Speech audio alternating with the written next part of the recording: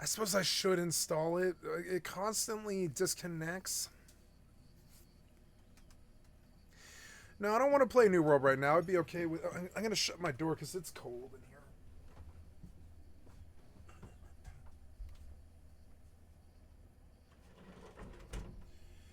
My heater is really good at heating like half a house, but not the whole house. It's not good at doing the whole house, but it'll do a room really well. I have like one of the better heaters on the planet. The little Lasco heaters, and they're not very expensive. They're like 60, $70, but they're really good. They really do actually really get the room pretty warm. Like, honestly, if I were ever dealing with a crisis, like where there wasn't power or something, I'd probably try and get a generator to run this heater during the winter and stuff, because it takes such little power. You could probably charge a battery and run the generator for a while. Or solar. If you like, I have solar. I can run the heater on my... I am running my heater on my solar, and it keeps the power down, or it would have been like $500 to heat this house for the winter. But no, my solar actually puts a big chunk in it. It's nice. It's like $500 for my whole family.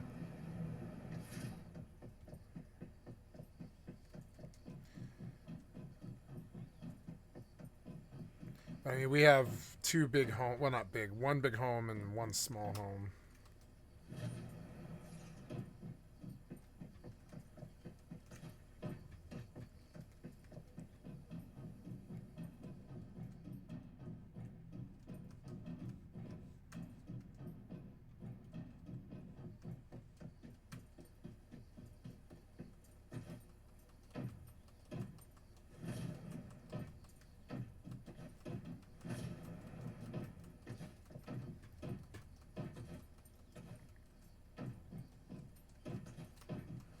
Ah.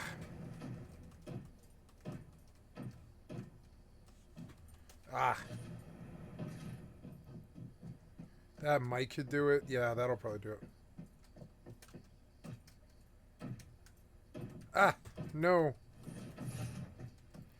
I don't like the third person stuff sometimes. Like, it doesn't do vaulting on edges like that the right way. It's annoying. First person does it.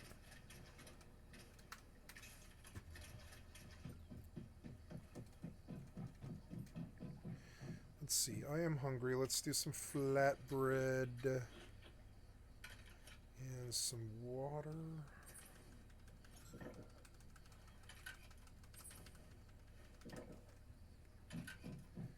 How am I gonna do this?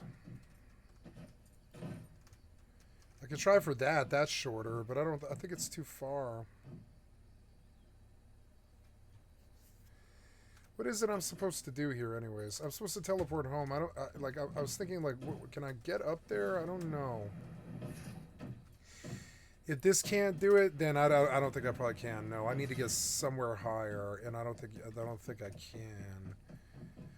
The solar panel there could probably do it if I could get on that, but I don't think I can get on that. No, there's no way. Yeah, I don't think so. Yeah, that's too tall, I think.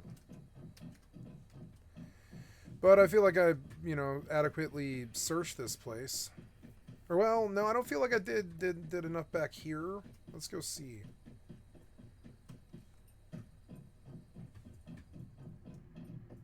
It's beautiful, like New World. You can tell they're coming for New World with this. They came and tried to contend with New World. They're like, New World's pretty, but so is our game. And it is. Look, it's beautiful like New World. It has better graphics than New World. It still has the same old sort of a new Unreal Engine trees, but they really tried hard to make these trees look better.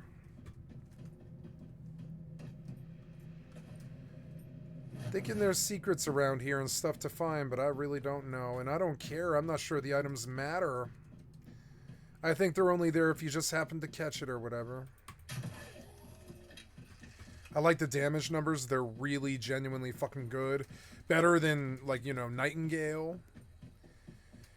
Nightingale, one of the problems I realized as I contended with as I was playing with Nightingale, I was like, this is a really good medieval version of Once Human, and I was like, but Once Human is better because this game has all of the melee that that game has. I don't know, that game's melee is better, but it doesn't have the compelling world that this one does. Something about the Far Cry setup does work, you know. I'd hate the Far Cry setup. It's so one and the same. And this is the Far Cry 3 setup of, like, you know, where to go on the map and all this stuff. It's the Far Cry 3 outposts. But it does work. It does work. It does work for a structure like this game of survival. It's okay. It worked for 76. Find a lock crate on the satellite dish station that requires a chip card to open. But I mean, I don't know how I would get to the. I was supposed to float to that satellite station, I guess. I don't know where I would do it from. You might be able to land there at the start of the game. That might be something interesting to do. Right at the start of the game, you can I think you could. I think you could land right here on that satellite dish, and it's like a really good start. And I don't think any of these other nerds have even thought of that. But yeah, at the start of the game, you can go anywhere on this map, and there's probably all these elevated positions and stuff that I haven't really thought about that are good to land on. And one of them being that fucking radio tower they want me to climb. That one, I'm not sure. I really don't know how to get it. So sketch of an inspection point. Find a locked crate.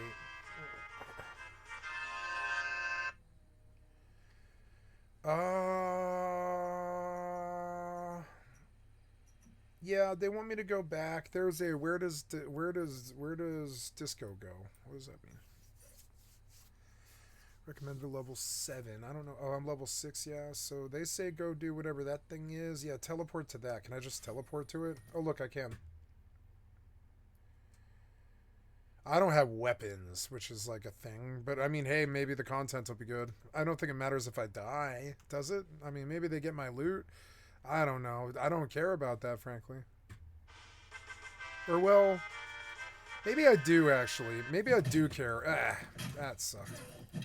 Now, that was unfair.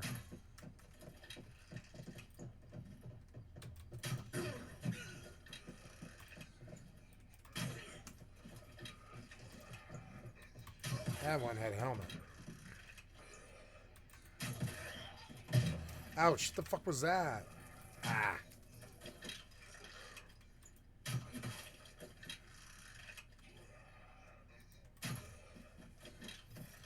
They needed to do a bullet drop. I don't really like how it doesn't have bullet drop. That's something that Rust has that's really like a lot better physics-based stuff. People forget that Rust is physics-based, but it is. It's like one of the best physics games I can think of. I don't think there is a game better physics-wise than Rust. You can crash a helicopter into somebody, and it really is like, you know, thousands and thousands of damage. It's...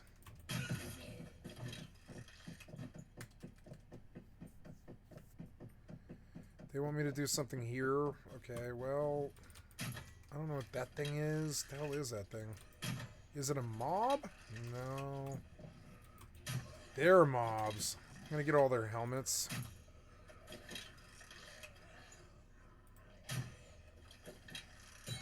What the hell is this thing? Oh, God. Oh.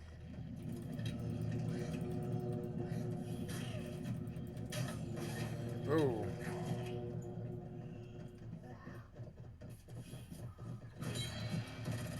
Oh.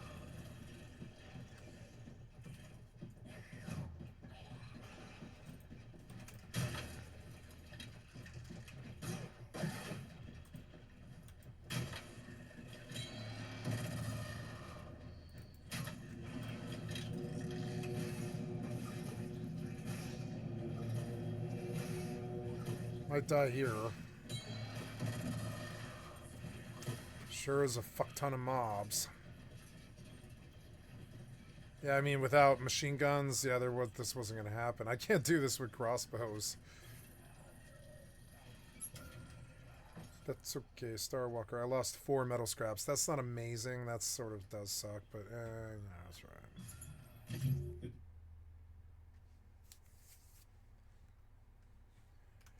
I like that it's hard. I like that that was hard. It kicked my ass. I like that. That was like 76 or something, but definitely more fluid and definitely a lot better. It definitely with a lot less bugs and bugged out fucking mobs and stuff. It felt really good. All those mobs, they felt fine. They came at me like pretty good, you know? Why is there a Dayton... Oh, delete, yeah. So... Oh, yeah, do you want to talk to me? Is that... Or no? No? Okay, so let's go to bed. Oops. Yeah, I want to go to bed for... Or, well, no, let's do this stuff. Disassemble all that stuff, okay? Usable materials. Select all. Disassemble. Got all that stuff. That's good. Good. Now, I want you to build... or well, I probably have more stuff now. Yeah, I probably do. Memetics. Yeah, I got 4 memetics. We're gonna do something around power. Yeah, power. Where's that? That's like down here. Water storage and water filters. This is gonna take 5. Damn it, I need 1 more. That's okay. So, claim all. Claim all. Then let's do some improvement. First of all, I want light. Yep. And then we'll do some buildings since it's nighttime. I like that I don't want to go out at night. It's 10 p.m. and I don't want to go out at night. And that feels really good. I don't want to go out there. It's like Final Fantasy. There's nasty mobs that come and stuff. You can go out there if you want to fight, but I don't have the weapons right now. I haven't built them yet. So if it does feel really good, like a roguelike kind of, in the respect that, yeah, you'll probably just end up back here with some loot lost, you know? So it feels good. It does feel really good on like high difficulty PvP mode. Feels good. So what am I doing? I am going to build, and I'm going to do an interior thing of windows. Yes, windows. Give me windows in here. Oh, look at the cool light that suddenly just comes flooding through the window. I love that. Fucking dope.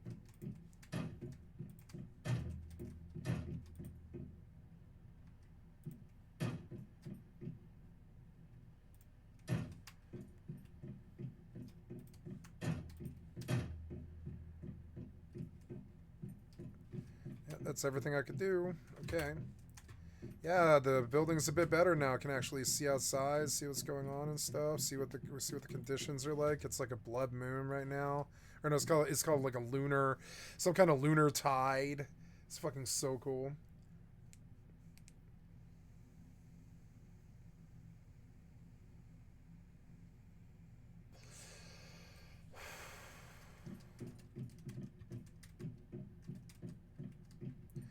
I don't have the weapons. So, first thing I have to deal with is the fact that I'm very, very diseased. Or I'm ratted out, I mean. Okay, don't worry. Okay. What are your... Oh, Speedo McGee's your fan that gave me fucking 200 subs so far. What a fucking loser. What? No, dude. What are you saying? When you snap your fingers, people sub to that person that you're snapping the fingers of? Yeah, you want to see? What's wrong with giving 200 subs? Right. What's wrong with that? Nothing's wrong with that. You like something and you support it? I like that. I think that's dope. I'm a greater fool like that too. Holy shit, dude! What the fuck? Now I'm losing all these fucking subs. Did you do the finger snapping on that on Aya Velasquez? No, why the fuck would I help anyone else? You're the only person I've ever done that for. You better feel special. Oh wow, I do, dude. Oh, Well, I mean, super cute, but you're cuter. Don't worry. In a different way. If one were to tell Hassan and Destiny in these moments that in less than a year they would be at each other's throats, they probably would not believe it. This is because the process of hating each other was gradual and then sudden. I know. The real thing that he wants to connect it back to is that he's butthurt that I've surpassed him on his own fucking platform, which he thought was his own like little kingdom. That's the real fucking reason. Okay, that's it. Yeah, you know. Let's be real. That was originally the real reason why he got mad at me too, and like wanted to sever the connection. It just backfired on him. This was from a clip involving some editor drama Hassan had, possibly recounting the reason he believes the fallout with Destiny happened. Hassan does not get very specific with the details, and when talking about Destiny, recounts Destiny's proclivity to debate, or denounces Destiny's community or former ideologies Destiny no longer holds, while Destiny breaks down the falling out succinctly. We went over it, and then we kind of friendship developed. We hung out in real life. I think when I came to LA, I think I slept on his couch. We played with his dog. We were like kind of friends. And as time went on, I think he was a little bit more. He was farther left than he let on. So like I was a social democrat, he was a social democrat. But back in those days, like 2018, when people said they were a social democrat, they really meant socialist, but they just didn't want to say it. So he was farther left than me, and we had a lot of deep divides in our approach to politics. One was when it was either him or the Young Turks. I think it was him. There was a shooting in a neighborhood where a very young black child gets killed by a white shooter. And they did a video about like hate crimes and how hate crimes are on the rise between races and white people are evil and blah, blah, blah. Not that, but like white people committing hate crimes against black people.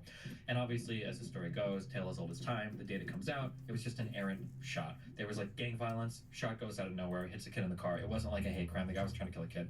But yeah, we bump up against a few kind of political disagreements like this. As Destiny describes it, the true fallout came from a video Hassan made on Kamala Harris that Destiny put much effort to counter. And it's like 7 or 8 horrible things about Kamala Harris. And I'm like, okay, I know at least 1 or 2 of these things are not fully accurate. So I'm going to do all the research. I'm going to have all the sources, and we're going to have a long conversation about it so that now when I provide criticism to him, it's not going to be like this horrible, like just me saying something flippantly or whatever. It's going to be like substantial criticism. And when I started to go through the claims in this video about Kamala Harris, almost every single thing Hassan says in this video is either dead wrong or horribly stretched. This VOD is. I don't know. They're the Democrats. Are you sure about that? The 50-minute mark. They did After only lose. 15 minutes of conversation, Hassan goes on a rant about Destiny's chat. See, I sound like Hassan. We're having, God damn it. We're having a semantics argument over something that I admit is probably could have been worded better. And then that is enough for so many people to be like, oh, Hassan is a fucking incel. Like, there's people in your chat saying, like, Hassan's incel is showing. And it's so fucking annoying that you guys are supposed to be my fucking allies, that you would be so critical and so uncharitable in this circumstance just because Destiny is, like, even looking at this from a critical perspective. This is something that really frustrates me. Sorry, I'm going to calm the fuck down. But it is genuinely infinitely fucking... Alright, whatever. This anger that Hassan harbors is a terrible quality to have for someone in his position. With these sorts of reactions, one can derail Hassan easily, which will embolden more comments striking at his insecurities. As for the conversation, to give a very simple rundown, it is mainly about law enforcement, undocumented immigrants, and the process in California at the time on reporting those breaking the laws to ICE. Hassan in his video made it seem like the reports were without any due cause, which is where the problems begin, yet also where some agreements happen. Okay, there's a huge difference between a school just referring its children that are undocumented to ICE for no reason versus police people doing it when a person has been charged with a crime. Those two things are hugely different. I get it a little bit more now. Alright. This conversation then moves on to police officers in school, and to Hassan saying that police should never be called upon under any circumstance. Okay. So should people just never ever call the cops ever then? Yeah, I suggest against that, yes. We just have like a totally fundamental view of this, I guess, then. Hassan walks this back rather quickly and clarifies that a higher leniency should exist in schools. People break into your backyard and they're going through your shed. Should you call the cops then, or is it just your shed, so it doesn't matter? You shouldn't call the cops. No, if they're breaking into your, if they're breaking in, it's different, yeah. As the conversation continues, nearly into the 2-hour mark of the VOD, things get rather heated. Instead of Hassan considering Destiny's arguments, he often falls back on calling that argument reactionary or other things done to diminish the argument. This slows the conversation and a tangible frustration begins to build. Do you understand how you're framing this? Like, lock up mothers for truancy. What about parents that were just too lazy to send their kids to school without getting a kick in the ass You from the sound like a police fucking department? reactionary. Do you not hear yourself? You're like, what about those lazy parents who just didn't want to send their children? Yeah, what about the fucking homeless mom? I'm telling you, like, Why do you keep going? Okay, hold on. Okay. Here, and your answer to this basically, and maybe I'm fucking strawmanning you, but you've been doing that the entire time in this debate, so I'm just gonna say it. Maybe your point is, well, it doesn't matter if people are threatened because there are a lot of lazy mothers out there, and also it worked because it increased school admission by 20%. Shortly after, Destiny hangs up on Hassan. Wait, why? No, wait, no, wait, don't let me finish the second thing. And let me know when you're done, okay? Holy shit, you can call me back. Oh my god. I can't finish a single fucking point. Holy shit. Hey, how's it going? Okay, are you calm down? I am. Okay, I'm sure we'll need that weapon soon enough. Holy shit, you're talking Wait, 4 times as much I as just you. noticed the teleportation tower was activated at You Deadsville. literally just said, okay. Even do with that. his tension, We can use it to Hassan tell- yields on Destiny's point that kids should be forced to go to school after Destiny clarifies his point once again. Okay, you're right. I misunderstood your point. Though Destiny does have Hassan constantly on the back foot in this debate, Hassan, not enjoying his position, even while yielding, still seeks to diminish Destiny's argument. Nobody else is stepping up. Why wouldn't you step up and do it? Look, can we move past it? You're right. You're so right. The DA was good to threaten mothers with truancy, and it was a successful policy. You defeated me in the marketplace of ideas once again. These Can we towers, move by the past way, the next point? that It's like merchant. all you're doing is overwhelming me with ridiculous hypotheticals that do not exist on the fucking planet. So Every hypothetical I'm pointing is literally has. Sure, I understand. Okay. As the call is reaching its conclusion, Hassan yields once again. I am so defeated, dude. Like you've owned me into oblivion, Destiny. I'm at. Come take a It's look. 10:30. I still haven't eaten anything yet. Hassan, as has been exemplified in this call, does not like being My wrong. name's Claire. He has trouble Claire, I sent yielding it to to an you. argument It's without possible that reacting they in don't anger be so afterwards. rumory. I fucking hate this shit. Every time we have this conversation, you like. Oh, like, like, I there's know no I question. cut you off quite That guy's frequently. good. I know that, Oh, my right? rotten. But Make so sure do to you. stock 'em. But for some fucking weird reason, the entire thing turns into Hassan kept talking over Destiny, and Hassan was like so fucking dumb or morally lucky in an instance where like we literally agree, and you've done some of the most disingenuous And debate no- tactics that I'm finally gonna start fucking calling out Do every you single time know that you do it. you've come. It's like And as for talking you, about I was now. The call You left the ends tower. shortly after, with Destiny Spot providing on. Hassan the Usually, chance to go to indeed, the I'm debate looking on his for own the time way. and point out what these disingenuous arguments are. The more likely case for Hassan's frustration is that being wrong or not being able to articulate a point in a fast debate setting Now that strikes we know at what the to core do, of Hassan. I'll find a way. But my insecurities probably be like, I don't know, Just don't I forget to never, I feel like I don't know enough. I'm so stupid. Like I hate that. I feel like I don't communicate my ideas well enough. It's all just about like This the is area like- that I'm interested in and how far I haven't gone yet. Hassan, like anyone else, has pressure to succeed. He comes from a wealthy family that has high expectations, yet has failed to meet them. The only job he could find outside of college was working under his highly influential uncle that, regardless of Hassan's truth, will to some always be seen as nepotism and unearned. And even when there was demonstrable success, because of, I guess, fears that Jank would come across as like doing nepotism, he would go extra hard on me and would just be like, all right, cool IP, we're just gonna give it to everyone else in the company now. It's the company's IP. So it definitely just like put a chip on my shoulder. These are reasons why Hassan cannot stomach being incorrect, or why he does not take jokes well that target his intelligence, as demonstrated in the Raj Royale video podcast. For some context, Hassan was explaining a concept to a group. The When Stardust Destiny comes in concentration and here finishes is the off the point. charts. Yeah, I should set up a it's campaign like I until wish we're rushing Destiny into the could rock just come manor. in at the That way we beginning can and give recover us the more right quickly. answer right If anything away goes instead wrong. of making us So we wait. didn't have to list a fucking Hassan. Yeah. Yeah, it just makes me feel Like we have the So cheat goddamn sheet hard, right dude. here. Honestly, like, It's funny because like the only it's way such a fucking retarded thing to say. Like, I'm sorry, but like, if you can't comprehend the fucking shit that I'm saying, You said it's the on R you, word. okay? I'm doing as best as I'm doing. Hey, as best hey, as yeah, I Wes. can you over said the here. R Wes, He word. literally said the exact same thing that I just said. Like, what the fuck are you guys talking You can about? say retard on Twitch. Zenithopin says it all the time. Twitch fan, dude, don't fucking ask me to be on if this is the shit that you're gonna pull, Raj. Like, seriously. What did I pull? put Destiny in the chat. Fucking have Destiny on it. I didn't put Destiny in the poll. He's not in the poll. I was joking. He's not in the poll. I know he's on the fucking poll, dipshit. I'm saying that it's pissing me off because you're devaluing my perspective, which is ongoing. No, that had nothing to fucking chat. Hassan, and also with the people talking to right now. Hassan, that had nothing. I was just saying because Destiny came into the show late after I tried to get him on the show. 5% of your fucking Discord's like Hassan is so dumb. Hassan is so dumb. Look, relax, dude. The fucking chat is like Hassan is so stupid. At this point, the podcast understands that this is a sore spot for Hassan and seek to ease the tension by relating to him Hassan is not stupid. or jokes.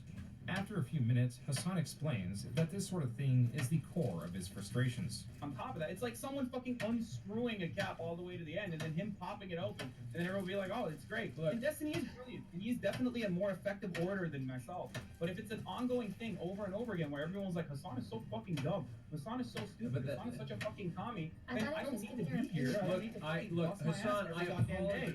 Let's get all the feelings out. No, I'm done. You guys are right. No. I was overreacting. This podcast took place before the complete falling out of Destiny and Hassan's friendship. That was solidified late 2019, when Destiny was in a bit of hot water when debating the usage of the N-word, like using it in the context to retell a joke from a comedian in a private setting. The overall usage and arguments extended to various different creators that saw things differently, including his former podcast host, Trihex, and various other creators he discussed this matter with. Destiny broke down the drama in a lengthy Reddit post, where now 5 years in, a fair amount of the links are dead, and the drama around it is still tense. Hassan's role in this, as Destiny explains it, was his changing of stances on the argument, depending who he is talking to. No, I don't know why you're bringing it up. But if someone else is doing it in the privacy of their own conversation with another person, there are specific contexts in which you could probably say the N-word. Cool. That's my Holy shit. But because it ultimately, no matter what, no matter how you use the term, Ultimately, no matter how you use the term, the N-word is bad. ultimately it just implies that the person themselves are like a racist person. Destiny expanded on this in a live stream, which Hassan reacted to. Nothing I do is performative. So I'm not going to, for instance, I'll use Hassan as an example.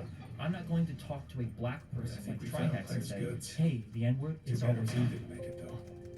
You think black people... What a fucking liar, dude! What a fucking weaselly little liar, dude! This could have raised and turned into a meme, changing what Hassan is watching to fit the joke. Like when Hassan stated he will never copy Destiny again. I'm not talking to him again. You guys can call me a pussy all you want. There's literally no reason. What a fucking liar! The outrage was not Hassan's entire state of being. This period did have Hassan more prone to anger, especially when being compared to Destiny. As was shown in this podcast video, and how Hassan getting angry. Watching the storm after Destiny's stream is my favorite thing to watch. Here's some link for the best content on Twitch. Thanks, buddy. I have your email now, by the way, just for the record. So why don't you just stop fucking sending me donos to harass me for your Destiny with literally your email involved in it? What a fucking stupid thing you just did now. You absolute idiot. I have your full name now. And this time, if I go to fucking Twitch, it's reasonable because you're literally harassing me. Do you know how many fucking donos I've gotten from Destiny's fans tonight? Do you know how many fucking Destiny fans have sent me their emails tonight? Paying money just so they can fucking shit talk? Explaining how Hassan views himself and how he views Destiny explains the anger Destiny holds. How he sees Destiny as inferior with his beliefs, yet more intelligent overall is a conflict he will not move on from. And this was hardly the only conflict he was involved in 2019.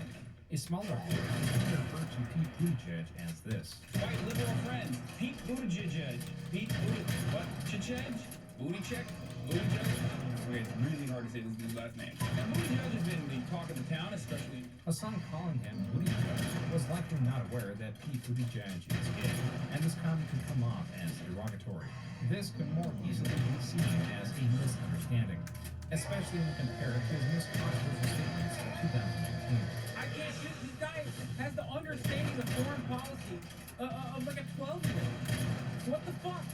What the fuck is wrong with this dude? Did he go to war and like literally lose his eye because Mujahideen abrade fucking soldiers fucked his eye hole with their dick? Isn't that how he lost his fucking dumbass eye? Because he got his fucking eye hole fucked? America deserved 9/11, dude. Fuck it. I'm saying. We're there to partner with them. We're not there doing our own thing. We're there partnering and training. In a video game. And enhancing their capabilities. Like, we fucking totally brought it on ourselves, dude. Holy shit. We did. We fucking did. In a video game. There are two large aspects of this controversy. There is first interpretation. An interpretation that Hassan supports entities like Homo and Brave. Then there is his intent that breaks down statements and that the U.S. funds terrorist organizations against the opposition like Russia empower them not to be able to choreograph such an attack. The comments about brave fighters is also one that references a section in a Rambo movie when it called terrorists brave. This film was dedicated to the brave Mujahideen fighters of Afghanistan. We did fund them. Yes, they were fighting the Soviet Union at the time. That's obviously other context, but we did have blowback when they turned on us. That was Cenk, the owner of the Young Turks and Hassan's uncle, bringing Hassan on to explain what he meant by his statement and clarify he did not mean ill will. So, you said America deserved 9/11. Did you mean that? Following the original statement, Hassan was suspended on Twitch for 7 days, and he and the Young Turks were getting a sea of death threats. Entering 2020, this was one of the cited reasons why Hassan wanted to separate himself from the Young Turks. Bringing this controversial nature to the doorstep did not sit right with him, but also the Young Turks were starting to take issue with Hassan's success. On Twitch, he did virtually the most important thing you can do with content creation, and that is keeping a frequent schedule. He did this to a particularly unheard of degree. In 2020, he was live for over 3,600 hours. And even more jaw-dropping. I've done that for I've done 5 times that or something. I was live for 42% of the year. This Truman Show's dedication guaranteed a strong following, which was further. I'm every day, bitch, for 330 days a year or something like that. More than that. And perfect for Hassan to grow and grow and grow. This momentum turned Hassan from a relatively unknown streamer to one of the largest.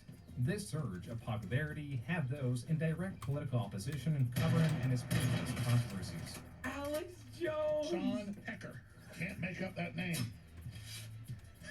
That's his name. Hassan Picker. He's got some big old giant bitch tits. I'm sorry, finish. Just go ahead and roll this. Due to this surge of popularity, Hassan was also in the process of making new friends, one of which would be Ethan of the H3H3 podcast. Here, Hassan is explaining why he started streaming more.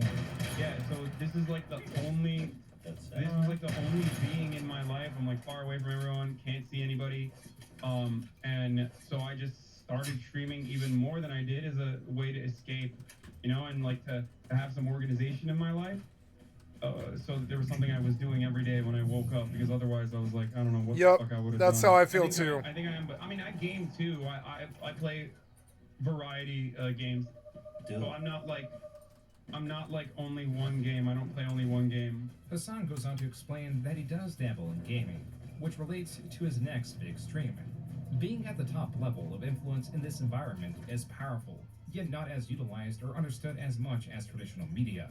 AOC, a political figure who also excels in the space, in 2020 put out a tweet asking if there would be any Twitch streamers interested in playing Among Us.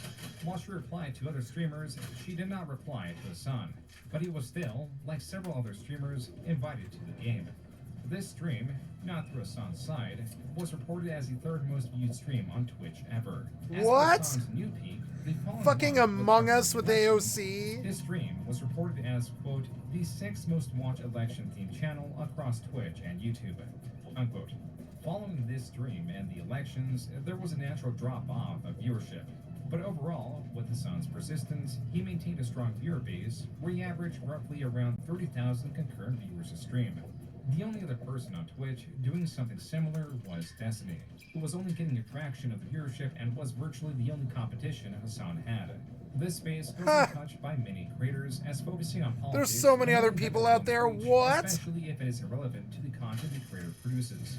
Discussion of politics can also diminish escapism some seek. These are 2 reasons why many are avoidant of that space.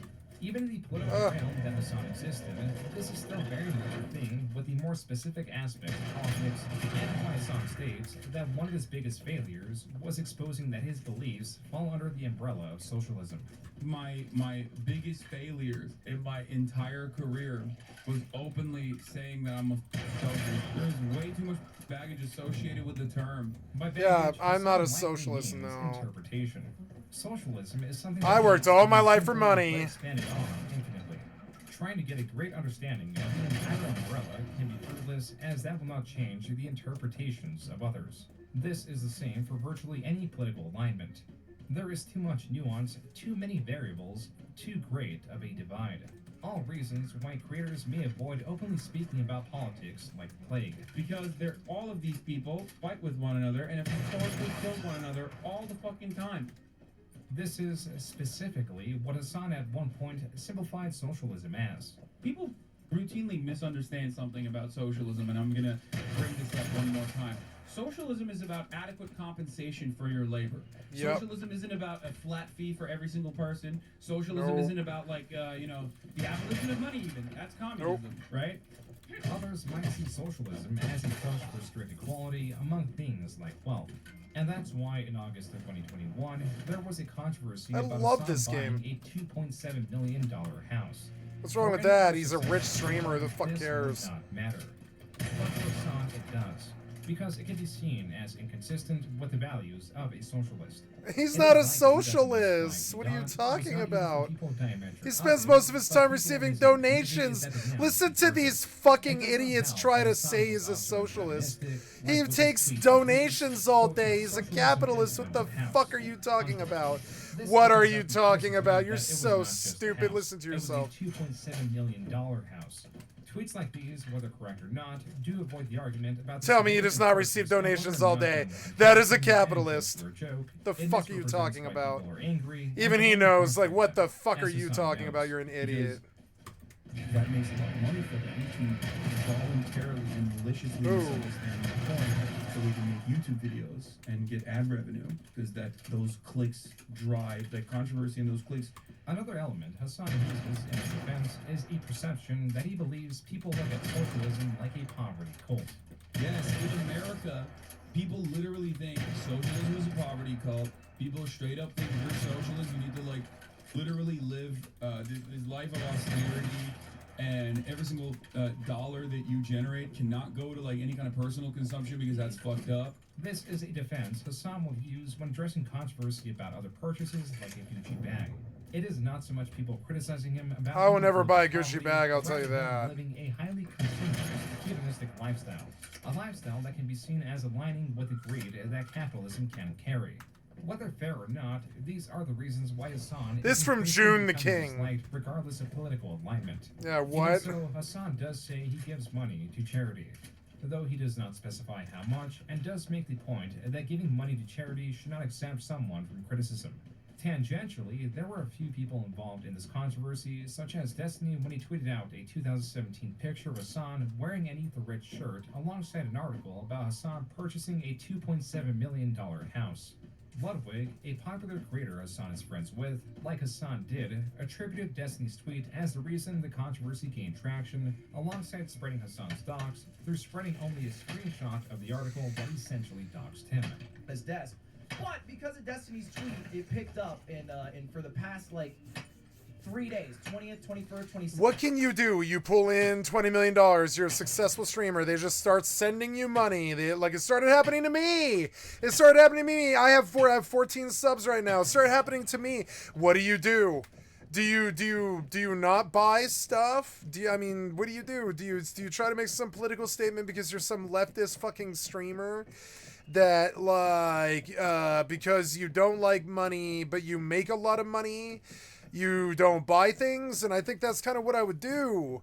But also, understand there's women around you who have, expectations of you. There's family, there's insurance and home and all this other stuff. And I don't know if you can really get angry at a man for spending the money that he makes at his job. Isn't that kind of antithetical to everything that we do? Isn't that kind of antithetical to everything we do? And I'm not trying to defend him. I'm saying, like, he can spend his money however the fuck he wants to. That's his cheddar. It's not our business. It's never been. I really don't care how people spend their money. You know, it's funny. I hate fucking Trump. How much shit have I talked about Trump in the last couple of years? But frankly, I do not care how he spends his money. I don't care if it's for bombs, for wars overseas. I don't care, you know, to kill, you know, starving children in Africa, honestly. I mean, I would care, I guess. But I mean, like, but I still don't see how it's my business, though. I'm kind of an you understand? This goes to my, like, political stance. I'm kind of an economic avoider or whatever. Yeah, I would say, like, an economic avoider, yeah. In the respect that, like, I don't think a person's income should ever be the discourse of the public. I don't think a citizen should ever have to disclose their fucking tax records to the public. I don't think a citizen should ever be harmed in the public's eye or yelled at by the public for having money. I don't think I care what they spend their money on. I hate Trump, and so, you know, theoretically you could say that I'm supposed to care what he spends his money on, but I don't. You would think that I would, but I don't. I don't care what Trump spends his money on any more than I do goddamn Hassan Piker. You understand? It goes to both sides. I don't, you know, I don't view those things. Now, if I suspect them of, say, running some kind of child molestation ring like P. Diddy, sure, I'd be like, yeah, I kind of want to see your money, bitch. What you doing, you know? And make the government take a look or whatever, if there's due cause. But there's no due cause with Hassan Piker to trip on him about what he fucking, you know, what he spends his money on. Is he going up for pedophile charges or whatever? No. Wasn't that Vosh that got canceled or whatever because they're close to it because, like, he was like looking at lolly porn or whatever the fuck on his computer. So fucking creepy. And it, like, you know, but, like, honestly, I care about that because it's weird child molestation porn. But normally, if it was any other porn, I'd be like, nope, don't care. Don't care. You know. But he made that he made that the world's problem. It wasn't like I went looking for that. He went looking for that. So it's weird. What's that Destiny? I can't get them all straight. I can't remember who it was, but I just, you know, like what they spend their money on, who they fuck, what the names of their kids are, what they do with their time. I don't care if they fund wars overseas against our, you know, with our enemies, honestly. I don't want them selling computers and stuff to genocidal maniacs. But honestly, I don't care if Trump say spends his money on a foreign investment. I don't care about that. I don't care. It's his money. He can do what he wants. It's to say, I don't see how you need to look at it any different because it's like it's Hassan. Hassan is a streamer, and understand if he wants those people to keep giving him money, he has to show them that he's got the good life. Do we understand this about celebrity? Because I'm hoping we do. Like, I don't think this guy June the King does. Which is weird because June the King is probably rich. But I mean, like, you know, but it's like if you make money and you spend it on yourself on something lavish like a Gucci bag, I would never be caught dead doing that. That's me, but I don't care if he does that. I really don't care if he does that. It's his money. What's the point of all that work, of all that streaming and all that time and all that commentary and all that stuff he did if he can't spend the fucking money? That's something that I'm going to fully, you know, I don't intend on spending a lot of money if I ever make it in this business or whatever, and I don't want the kind of big streamer money that these guys wanted. I don't care about that. I'm here to do a history. So it's sort of like, you know, it could happen. That's something I think about all the time. But I'm like, would I, you know, so for instance, like if I were to get some money, I can tell you what I would do. I would buy 5 more firearms. I would get a nice safe. I would keep the firearms in a nice gun safe. I would buy a fancier security system than what we already have, and I would buy some silver and stick it in a bank somewhere in a safe deposit box. So that if I'm ever just tits up and totally out of money and can't do anything, you know, I just, you know, I have something I can do. And that's, you know, that's it. I mean, that's it. I could see buying a car. And by car, I mean, like, probably like a Nissan Altima. And those are expensive. They're like 40 grand, you know? They're 40 grand now. They didn't used to be. They used to be like 28, but they're like 40 grand now.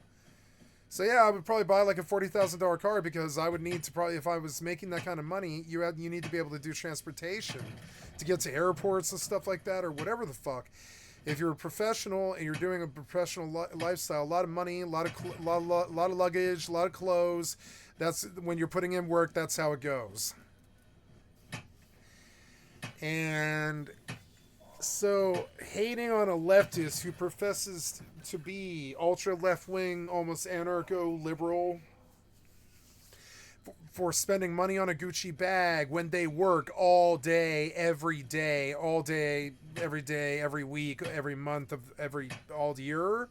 Remember, everybody else, they do Monday through Friday, 9 to 5. The streamer, you know, they're doing at least 10 every day. That's a 70-hour week. So yeah, they should make commensurate to that almost double the money anybody else does. They should make at least double the money anybody else does because they are working like usually 70-hour like weeks. That's what this job is, kind of. It's like being a workaholic on purpose. It was very hard for me to adapt to at first. I was like, I'm so not used to just doing stuff every day. But I got used to it. I was like, yeah, you know, I got used to it. Now I crave it. And like, so I do think it should pay more, but should it pay this crazy amount where they have like $20 million and they're like gambling and stuff like this? No. It should pay, I think, like $5 million. I think a celebrity should pay about $5 million. Some of these sports figures, they make like 280 fucking million or something like that. What the fuck are you going to spend that money on? Like David Beckham or whatever, he made like $1 billion or something like that. What the fuck is David Beckham going to spend $1 billion on? He's a soccer player. Sure, buy a new car every day. You still couldn't spend that much money. You still couldn't spend that much money. You still would only spend like $5 or $10 billion. Like, I don't know. It's like, what the fuck does somebody like David Beckham need that much money for? I'm not saying take his money. I'm saying what do we pay them that much money for? It seems kind of insane. It sets the expectations of the kids really, really high. It's just sort of crazy. It's like somebody took a bunch of money and threw it into the park at the zoo. It's insane. Why? I mean, why? I've never thought celebrities should pay that much. I think artists should do it for the love of the art. You know, like the way that we used to have street performers and stuff. I think there should be so many really aspiring actors out there that it really should be dog eat dog. And you shouldn't sit there hogging up all the money like Leo DiCaprio or whatever, or Matt Damon or something like that. You shouldn't necessarily hog up all of that money. A bunch of that money should be going to find other really amazing actors, you know? You know good acting when you see it. The way that you know good drugs when you do them, the way that you drink good, like Lagavulin or whiskey, like aged whiskey, you know it's good when you have it, or like a good sherry or a good wine, fine wine, or you know when you're in a luxury car, you know what the difference is. It's not because it's necessarily that different, but it's just, you know, it had a little bit of better engineering, it had a little bit more thought put into it, it had a little bit better production on the line and all this other stuff. And so, knowing the difference, that's why I wouldn't spend the money like that, like they kind of do. Once you know that, you know, it's nice to have those things, but you don't need them. But if Hassan Piker wants a goddamn, you know, Gucci bag, do you know how many fucking people on the planet own a Gucci bag? It's easily hundreds of thousands of people. It's weird to trip on him for that. It's weird. It's frankly weird. Do you know how many people own Jaguars and Mercedes and shit? It's hundreds of millions, I think. It's insane. And, you know, it's not hundreds of millions, but it's millions and millions. And, you know, and you would think, do we trip on somebody for having a Mercedes? No. Second, it was Now it's weird because I'm kind of an anti-capitalist. I'm that far left where I'm like, at this point, I don't really know why there's not just communal money and everybody's needs aren't just tossed on some list that isn't solved by the people. And so every time that we need a television, there's, you know, a television shows up at your house and some check mark was made as some factory somewhere that is employed with really well paid workers who are happy to make that television screen for their fellow Americans or whatever. And I know it sounds crazy and communist and stuff, but it's like sort of like that, like the hypernet. Everybody should be able to raffle on the items that they buy, so that if they only want to pay like 1/8 of the price or whatever on a gamble, they should be allowed to do that. Kind of like space gambling or whatever, the kind of thing you would expect to happen on a space station or something where there's no rules because you're just out in space and shit like that. So you're just like, well, there's no pig here or any government here to tell me what to do, and there's nobody even within, you know, 10,000 kilometers to tell me what to do. So yeah, we could just conduct our fucking business here on the fucking space station however the fuck we want. That's why Elon wants to go to space, I guarantee it. So, you know, out there, you would just be able to wheel and deal. You'd be able to raffle off items and stuff. Be like, yeah, this is a television. It's 800 credits, but you know, here's 8 raffle tickets representing 100 credits each. You can buy however many of these raffle tickets as you want, boys. And for $100, you can win this $800 television. And the boys are gonna take it. They're gonna be like, okay, yeah. I mean, yes, yeah. They're working dudes. They're gonna be like, yep. I'll take the chance at it. $100. That's it. Yep. And I can win $1,000 television or whatever. Yeah, sure. That's it. You see it. There's no fluff. There's no muff. There's no fucking lie. There's no scam or hustle or anything. It's just 10 raffle tickets representing $1,000 television. Would you like $100 try at a 1 in 10 try, or sorry, 1 in 8 try on this, you know, $1,000 television and for $120? And the answer is yes. I think so. I would actually. I would. It sucks if I lose the 120. But what if I win the television? What kind of television is it? And they're like, oh, it's 120-inch UHD with 3D capability and all this crap. And it's like got ultra good energy rating and all this crap. And it's like full blown the best shit on the market and stuff, right? It's the best thing that the layman gets right now. It's what I have in my room. And like, I'm just saying what I'm looking at right now. And so, and yeah, the boys will take the raffle. They'll take the raffle. Now, you could do that up on a space station, but you can't do that in America. So, you know, it's weird. So, like, you could call me an anti-capitalist, but only because there's so many goddamn rules between us and free trade. Once those rules are gone, you couldn't call me an anti-capitalist. You couldn't. But right now, as it is, with all the rules that we have in place that kill free trade, I'm kind of an anti-capitalist because most of the money just goes to rich people that just put stuff away in some fucking bank account. Fiscal conservatives.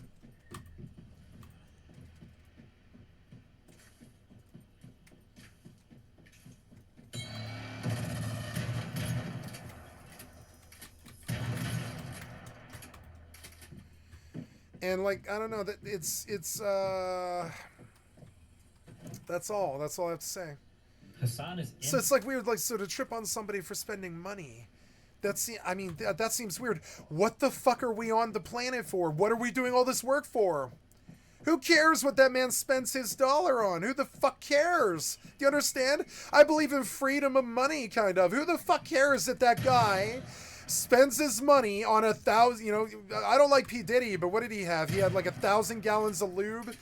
One thing you could say is this stupid ass P. Diddy Poof Poof released like goddamn 35 albums or produced like 35 some odd albums or something like that, right? And so like, yeah, one thing you couldn't say is he didn't earn his money. You know, one thing you couldn't say is he didn't earn his money. He was a producer. He did put that music, that crappy music out there that all those idiots liked.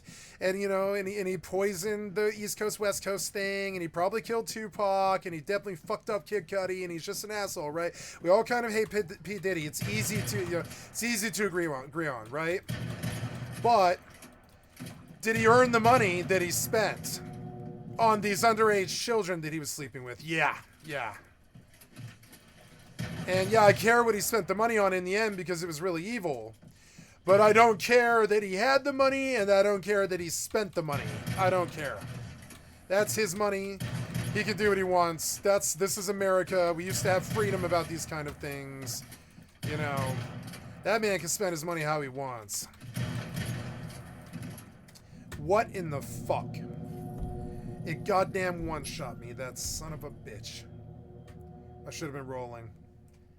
Ah. Oh, good. I have a camp, like, right the fuck there. Good. Yeah, campsite respawn, please. Yeah, I was like, I'm going to do a halfway campsite, and that was smart to do it. Yeah. This is good. It's not a bad. It's like a short float. Over there. Yeah, not bad. It's just a short float right over there. Nice.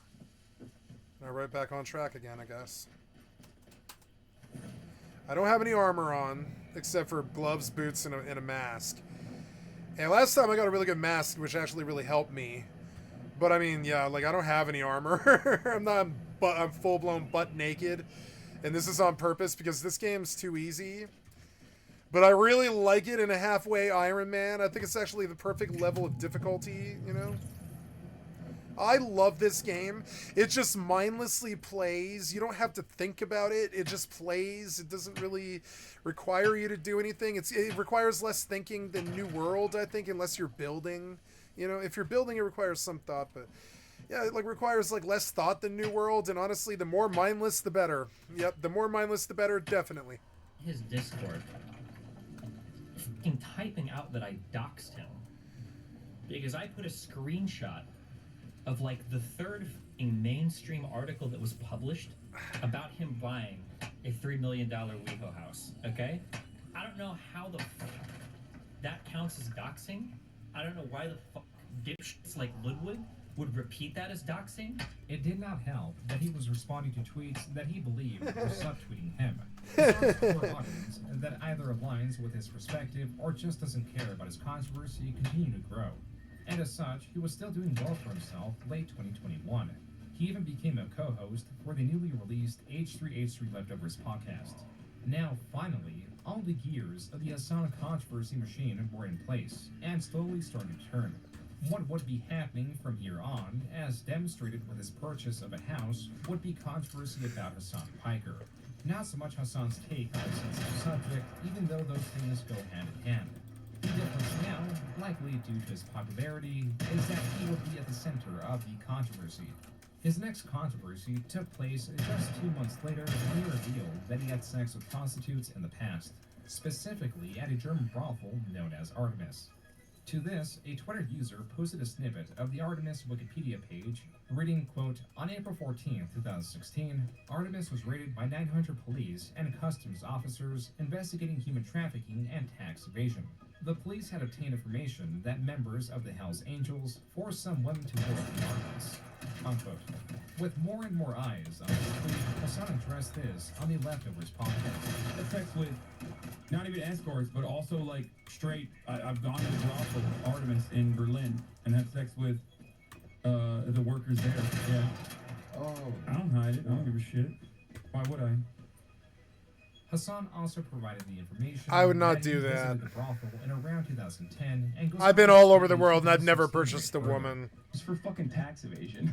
Yeah, okay? I saw that. And secondly, there was accusations that like there might be sex trafficking going on, but all of the people that were pointed to in that situation, they were released. And I believe the brothel is now suing the city of Berlin for damages too, on top of that. This is incorrect. Probably because of you, investigation, Hassan. In its comparison to Al Capone, started from the ground up with claims of trafficking and abuse. The Guardian. Now I'm out of ammo. Published after the raid, I went through 200 rounds so police quick. Charged that the four-story brothel complex constituted a brutal and illegal system that severely exploited dependent women. That article was from 2016. This 2022 article from the Irish Times again summarizes why the investigation started and how it ended. Quote, the 2016 investigation and raid began when a woman who worked at the brothel complained to Berlin police that she had been forced into prostitution at Artemis by her boyfriend, who had links to the Hells Angels gang. Then and now, the owners deny having any links to the gang or other organized crime groups. Oh, They damn it. insist women who work at the brothel are self-employed. Unquote. This article is written about Artemis winning what appears to be a defamatory case filed against the government. But even then, the story is not that cut and dry.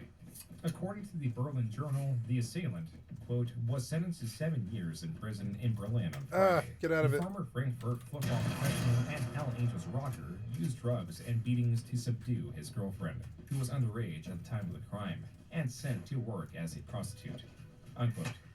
The article details the horrific treatment of the at the time 17-year-old, but does add some clarity in that this is how the investigation started and why the trafficking was likely not systemic, even though the assailant did work as a bouncer. There are varying perspectives on this related to Hassan, with some not caring about the reports, being that Hassan visited the brothel prior to these investigations, but there was also the diminishing of the investigations, more likely as a defense of Hassan, rather than a more fair interpretation of a crime he was not even responsible for. Also in the mix were criticisms tied to his wealth and status. And then in December 2021, things moved to his newest and most recent controversy. Wait, what? He got suspended too? What is going on? Bro, what is happening right now? Is there like a fucking crazy... Is there like a crazy fucking Twitch mod right now that just like is banning every single one of my mods right now? Deactivating their accounts? What the fuck is going on? These mods, as discovered, were banned for saying a certain word that Hassan defends the usage of. Something I've talked about so many times too, because it's like white boys love fucking saying like cracker is the same as the N-word, cracker is the same as the N-word, right?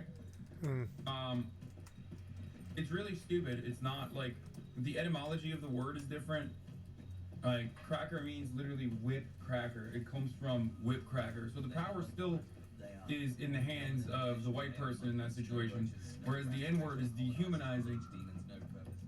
Hassan defends the usage of the word primarily because it is not as worse as others, but does not address the notion that people don't like being insulted due to their skin color. No. This spiraled into conversation on the usage of the Call word them by many honky. streamers Honky's always good. With Hassan even asking some about their opinion, as streamer XQC is reacting to.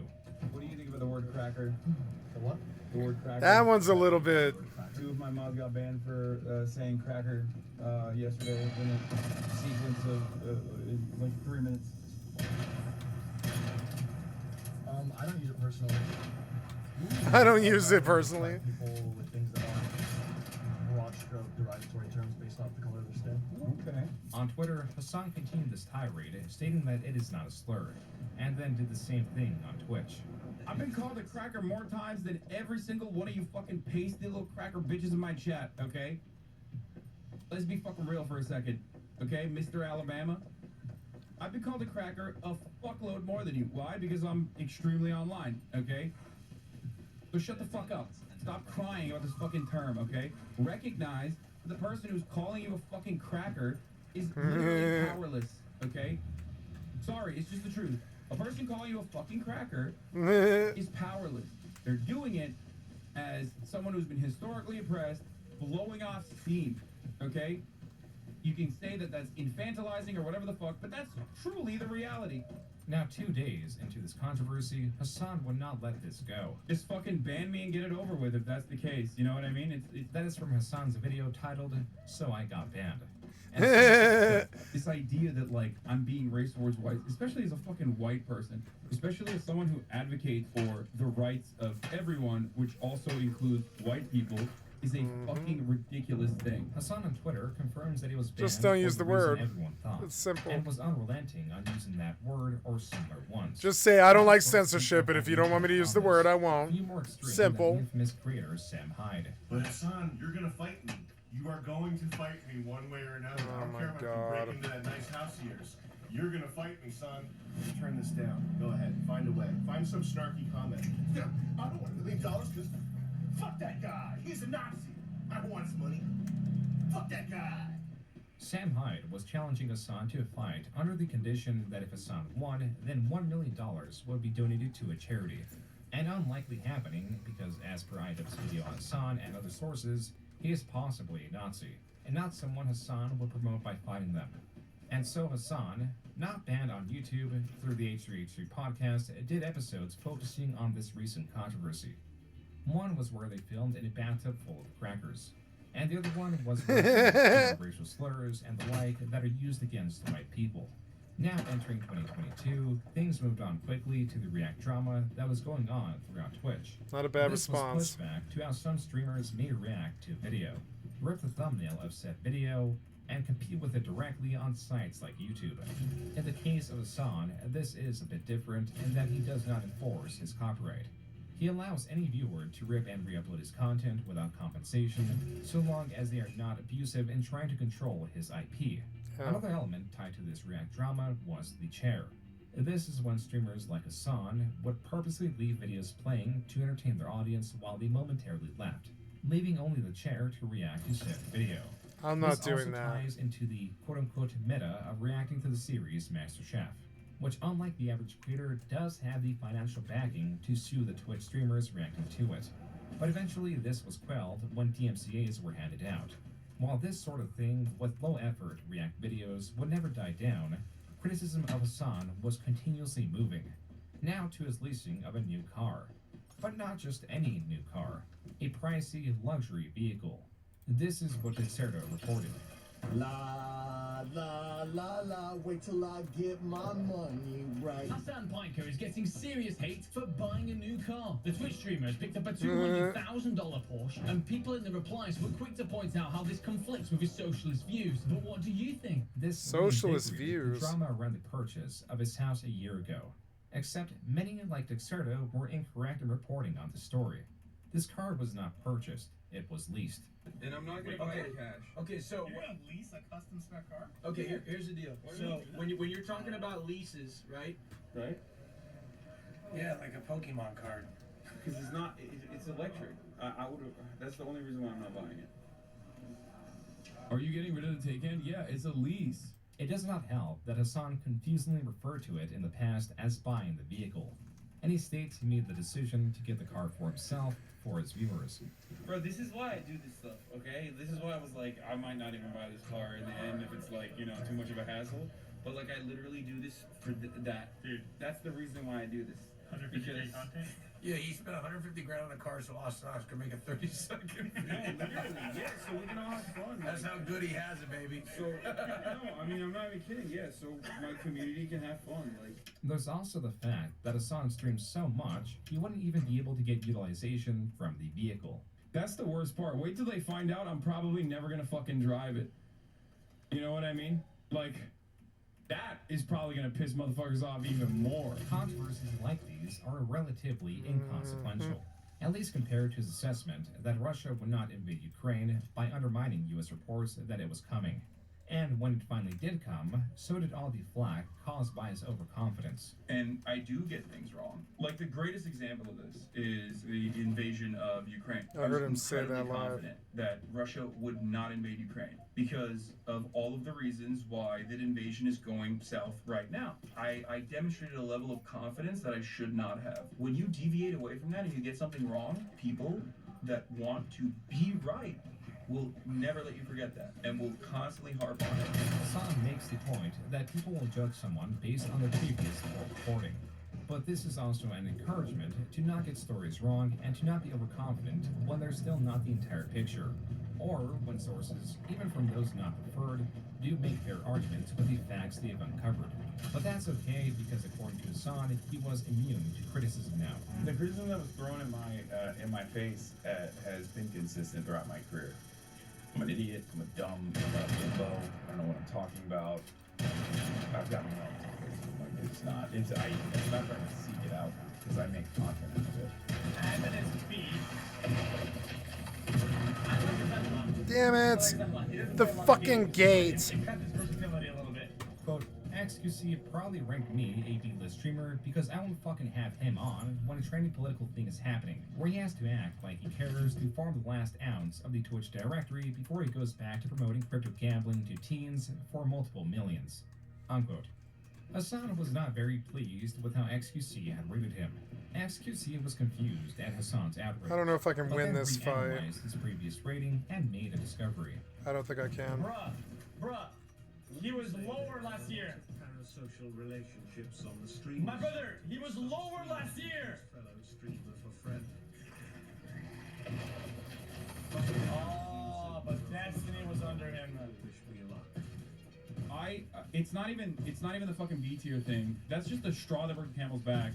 Because like it's irrelevant. Like I've fucking tier listed people all the time. I've done it before.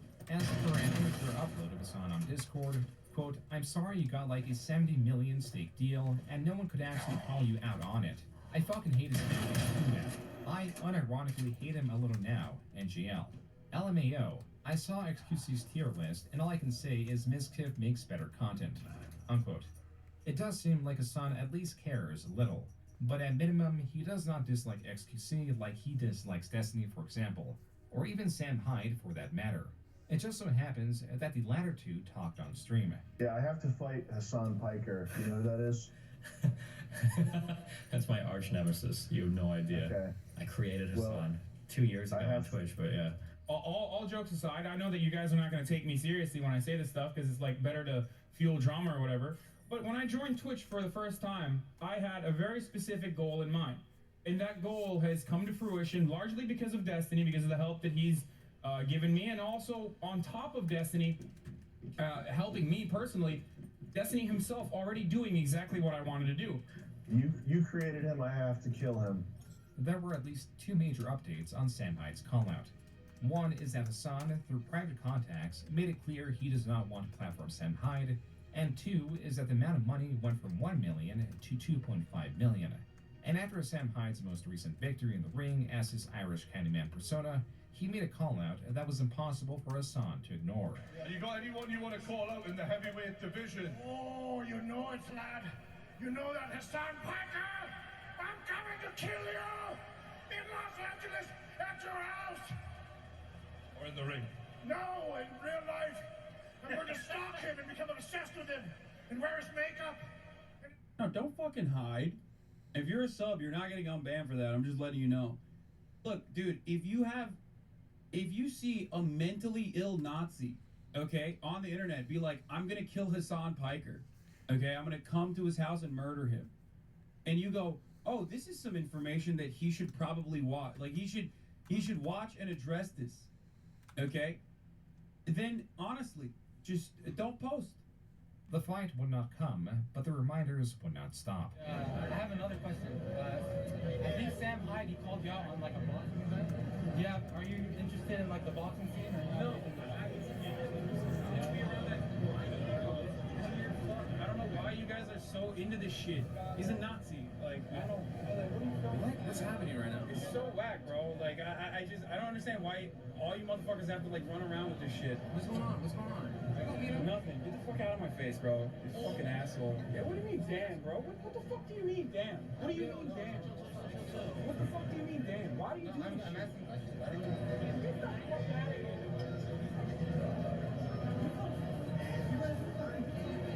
Pussy. Some of the top comments on this video read, quote, so he wants to fight a random guy over a question. He's so tough when it's a smaller guy talking to him. Lol. Dude is throwing a full-blown tantrum over being asked a simple question. Unquote. While Hassan has stated his want to not platform Sam Hyde, his overt aggression over what appears to be a genuine question from someone who is unaware of Hassan's stances was not an excellent look. But even using a different strategy, such as silence, would hardly work in Hassan's favor, as was shown in the next public encounter. What's going on? How you guys doing? We love landlords. We're all against unions. We're here to protest against the landlords and the unions. We love them. Can we do like a quick shake on the hand? We love landlords. Look. We love landlords. We love landlords. We love them a lot. We're all against unions. They're not fair to the corporate companies. This is a crazy protest. A troll that has done something similar at events such as the Game Awards, and now with Hassan at a writer's strike.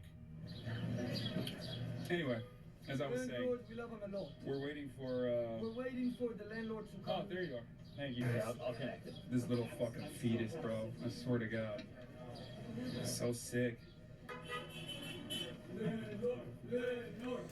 Wait, So sick. who was that?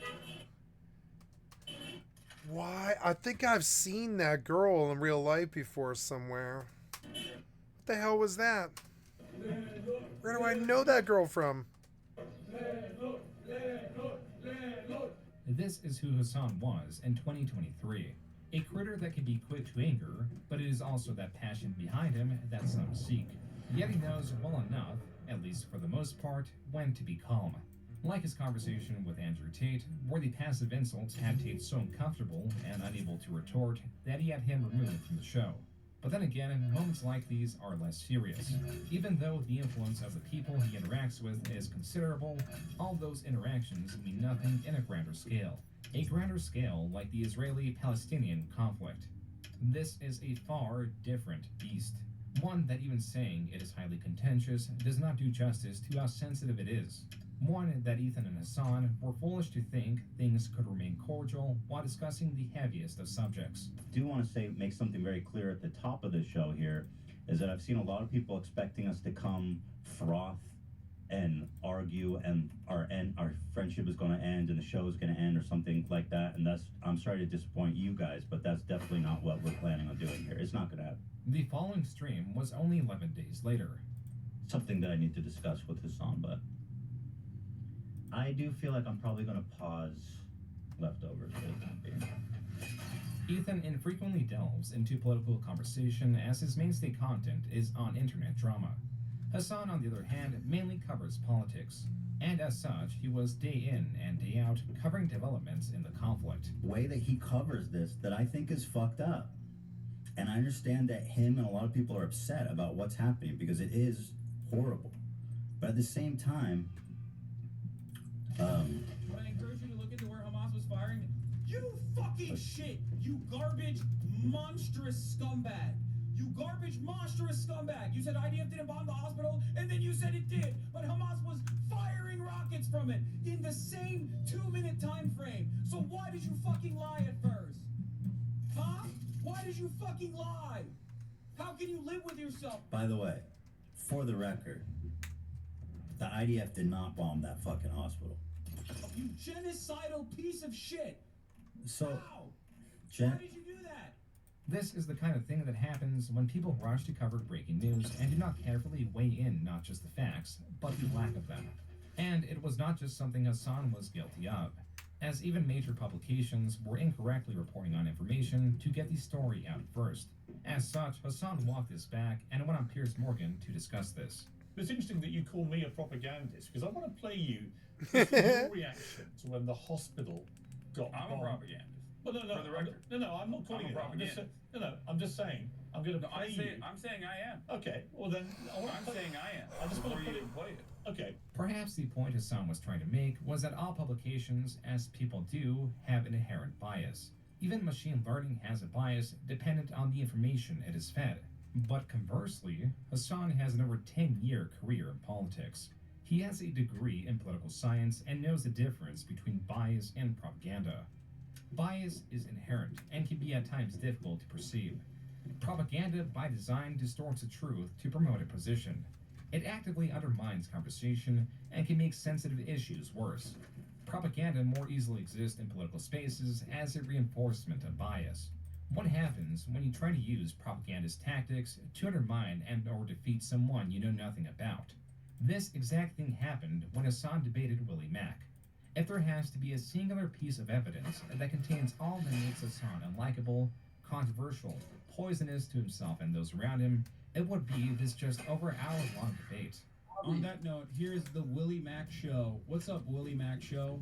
Hey, what's up, Hassan? Oh, I am not very familiar with what you do, but I believe you've done a couple videos about how dog shit I am, I think, right? You want to turn on your camera, by the way? Willie Mac has been covering Hassan for about a year at this point. He covered him partially as a minor point to the grander Twitch React controversy, but later made him the focus of other videos that also exposes Hassan's propagandist nature. If you can't already tell, Hassan likes to take some polarizing stances on things, where he will talk about his opinion as if it is the only acceptable take. This gets him into some sticky situations. The reason why I'm saying a lot of the information that's coming out of the State Department is wrong or outright false is because what I'm showing you right now is literally fucking people talking about, like, bombing Kiev, okay? Their take was Ukraine is going to be invaded, Kiev is going to be invaded by Russia. That is insane. That's psychotic. So in his apology video for his arrogant and baseless predictions on Ukraine, Hassan makes more arrogant and baseless predictions on Ukraine. Only Hassan, dude. That was a section highlighting not just Hassan's previous misinterpretation of the impending conflict in Ukraine, but also his poor handling of it afterwards. Willie Mac also goes into how Hassan is not entirely free with his copyright. Fuck you, dude. Don't make me DMCA your bitch asses. Motherfuckers are literally posting my YouTube videos from my fucking Twitch, stealing this shit because I allow them to so they can make money off of it, just to make me look fucking bad or shit on me? What the fuck is this? Send me all the videos. Okay? Send me all the fucking videos of the Hasanabi Clips Industrial Complex. Talking shit. I didn't know you could do that. And I will fucking destroy them. I will purge them. Crazy how he's all for getting rid of copyright laws until it starts affecting him negatively. In another video, Willie Mac covers how Hassan attempts to diminish his opponents by calling them things like racist, Nazi, or similar things when he knows very little or nothing about the person. No, of course not. I have a policy of not really watching videos such as that one, specifically because it will frustrate me, and then I will have You to wanted to debate about a video you didn't even watch? Why? Yeah, of course. You made the video. I'm not like debating a random person about a video I didn't watch. You made the fucking video, so let's hear. I know, but what that your kind of like gripes that kind are. of links up to like my big criticism with you, is that you don't actually put in the bare minimum effort to research anything before you jump to conclusions. That's why you tweet when you're like, "Hey, I want to debate Willie." Do you really consider me watching a fucking dumbass YouTube video from a drama farming channel to be doing research? I don't need to do research this is what you're on a talking video. about. You're going into a topic you don't know anything about. Brother, just give me what you want to say. In just these 40 seconds, there is a tremendous amount to unload. To start, Hassan is antagonistic against Willie, a creator he knows nothing about beyond the fact that Willie made videos criticizing Hassan. Videos that's combined runtime is not even an hour in length. As a retort, Hassan states he doesn't watch those videos because they frustrate him. And that is a problem of its own because Hassan doesn't differentiate what video that is. Is any video that is critical of Hassan one that frustrates him? Perhaps he does this as a defense in this highly contentious political space he resides in. But if he is inviting a guest, the bare minimum he could have done is watch the video. What's more, he's already trying to diminish Willie's work. He calls it a dumbass YouTube video and calls Willie Mac a drama farmer, when those two things are irrelevant and unsubstantiated. They are, ironically, exactly what Willie is criticizing Hassan for, as he points out. When diminishing Willie does not work, Hassan then moves on to stating that Willie is here to explain what the video is about, and that should be good enough. But a very important aspect of a video like Willie's is to condense arguments and sources in a very succinct way. And forcing Willie to summarize his videos without Hassan having watching them forces him to be in a worse position in trying to summarize them not only just from memory, but also without all the evidence present. Why would I have to research a video about myself? Like, oh man, I can't believe I have to watch a fucking dumbass talk shit for 25 minutes and jerk off like all the fucking talking points that I've heard about myself over and over again. Incredibly stupid. Give me the fucking takes and we'll talk about it.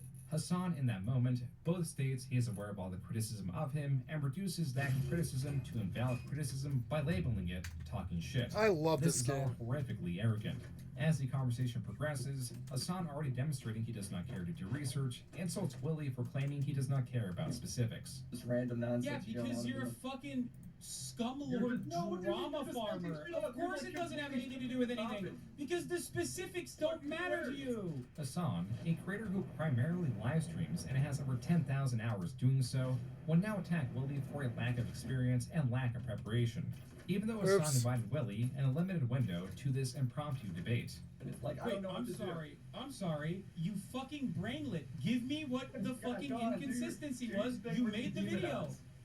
You made the video. Give me the inconsistency or what you consider to be false information. Are you having a hard time without a script or without people fucking feeding you clips that you can post? Pretty good, bro. Nobody's sent me anything. Dude, I you're got all the killing it. clips, basically. Like what? What is the claim? I gotta go pull it up in the video because you didn't. You didn't prepare for your own fucking. You didn't prepare where you were literally coming on here to talk about not Israel Palestine, mind you, but about Ukraine, and you didn't even fucking prepare with talking points. I'll talk Really? to you about Israel Palestine. That'll be the next point. It's you doing the same thing again. Well, dude, how do you? Hassan, just 7 minutes in, swayed the conversation to mainly target Willie through either superficial attacks or entirely unsubstantiated claims. But it only gets worse. Worse because Hassan is doing this with intent. It's rather self-serving, if even, where you're not really going into the nuances in many instances of what your worldview is, and you're simply playing a game of maybe even chess or checkers, where you have established what the interlocutor's talking points are, you know what they are, and you have your talking points, and the goal is to basically overpower your opponent with rhetoric. Are you trying to link me your video? I'm not gonna watch your video. Just say it with your mouth, with your words. Go ahead. I have to watch my video to see what my receipt is because this is a year old. Right? I didn't know where. You don't even know your own video. You don't know the contents of your own fucking video. I made it really? a year ago, bro. You think you're doing a good job right now? Do you think you're doing a good job right now, defending your position? Hassan is now attacking Willie for not remembering the entirety of a year-old video. This could have been avoided if Hassan wants a video, but then again, Hassan will not be able to force Willie to summarize the video and put him in a worse position recounting it. This is highly manipulative through Hassan's point, and may be typical in a political discussion when the admittance of lack of information is damning. But in this case, it only damages Hassan. Willie no-show, give me the second talking point. If you're not this fucking passionate about the subject, then you're basically admitting that you're a fucking bottom-feeding drama farmer. The arguments that Hassan is making are absurd, yet he continues to press on until Willie realizes what is going on. Hassan, as is common in political debates, has tried to move the conversation not just on attacking Willie's character, but also into politics, possibly to distract from criticisms about him. To add to this, while the conversation does involve politics, they are solely about Hassan's reporting of them, and not his personal stances. Do you have any genuine opinions about my opinion Russia's is that was involvement bad. in the Ukraine? My opinion on that is that you shouldn't be talking about shit. Brother, hold up. We're having a conversation about Ukraine and Russia. We're having a conversation about Ukraine and Russia, and I'm asking you a specific question. I'm asking you a specific question. My conversation's about you, because my videos are about you and your pattern of behavior and your poor reporting, and now you're trying to shift it all these other ways because you know you can't face the truth. Russia had not bombed Kiev at the time. With Hassan now back as a topic of conversation, Hassan continues to find ways to get the conversation back on coverage of conflicts. Do you have any genuine interest or any curiosity in like Russia and Ukraine at all, or is all you do fucking drama farming off of clips? Because over the course of this entire conflict, I've dedicated tens or hundreds of hours into my coverage, and the analysis in and of itself comes from a solid foundation. Now, the predictions might be wrong, and it certainly was, which is something that I took accountability for, even though you said I had not. Hassan tries to inflate his status by stating he has hundreds of hours on stream looking into conflicts. Yet also as important, but not mentioned, is that these are done through the lens of an admitted propagandist, and has demonstrated all its poor qualities just 14 minutes into the debate. At this point, Willie is getting frustrated at Hassan's deflections. Neoliberal commentators and whatsoever. Neoliberal commentators is the same fucking 5 clips that you are going to present You here. think Destiny's and secretly police behind on this? it, Is this what and- you're crying about right now? Is this why you keep saying Does random it sound? Does it sound like I'm? Yeah, I'm yeah, crying it to does. you? You just said, yeah, it does. You're talking about stuff that doesn't matter. Brother, You're trying to shift you the said- goalposts you away said- from the criticism, which is your poor reporting. You bring me on to debate, you let me pick the debate topic, and now you won't engage. Hassan then drops the bombshell that this is as good faith as he can possibly be. I am trying to engage with you. I am trying to engage with you. About I'm stuff trying to that's engage not with you. important. I'm trying to That's what engage you're with you doing. in good faith as best as I possibly can. The conversation finally stays on the misreporting of the hospital. To this day, we still do not know whether this was an Islamic Jihad rocket that was misfired, or whether or not this was actually Right, it's an an investigation. artillery shell that might have hit a fuel tank, or even some other kind of munition that So Israel may why have did you deployed. say it was Now the 100% reason why, Israel and then call everyone genocidal freaks that disagree because with you? you don't actually call everyone watch the genocidal content freaks, you beyond. demonize them. Because, first of all, because they are. Because the Israeli government is genocidal. What the fuck are you talking about, you dumb fuck? 4,500 children have been ruthlessly slaughtered. You think that's not genocidal? Oh, the one hospital might. Wait, Willie, shut the fuck up and listen, dumbass. Hassan claims to have invited Willie on because he believed the conversation would be about politics. I invited you on because I thought that you genuinely had a perspective that was at odds with mine on Israel-Palestine. You said, never mind, it's not what we're going to talk about. We're going to talk about my videos that I've made on you. So now, we're stuck having this fucking stupid conversation. Hassan was able to extract at least the smallest of opinions that Willie has on the matter. Okay, do you think what Israel is engaging in is ethnic cleansing and ethnic displacement in Gaza? Right. Yeah. You do? Yeah. Great. Okay, do you think defending this ethnic cleansing and ethnic displacement campaign would be defending genocidal acts then, in your own assessment? Yeah. Okay, so we agree. All right, got it. Thank you.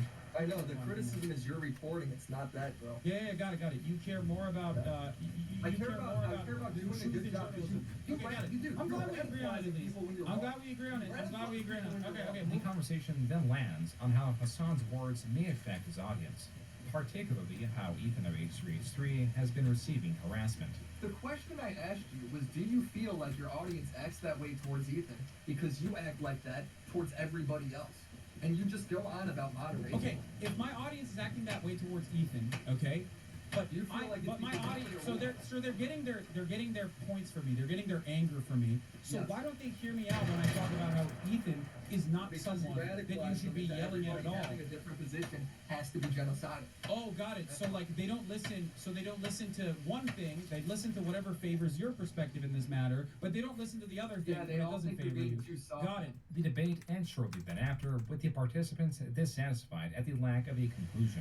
But Willie does bring up a fair point, and so does Hassan, in that audiences will perceptibly be more responsive to anger than to understanding. This is because those that listen to Hassan in that Ethan should be left alone are imperceivable due to their inaction. Conversely, those that go on to 6 a.m. attack readers can be quite loud, even if they are the smallest segments of a large audience. A good example of this can be found on the YouTube drama subreddit, where there exists a post titled, quote, Willie Mack Show drops his latest piece on Hassan. It's just him crying over Hassan being pro-Palestine. Well, that's literally just it. And of course, with that fucking art of him in the thumbnail. Unquote.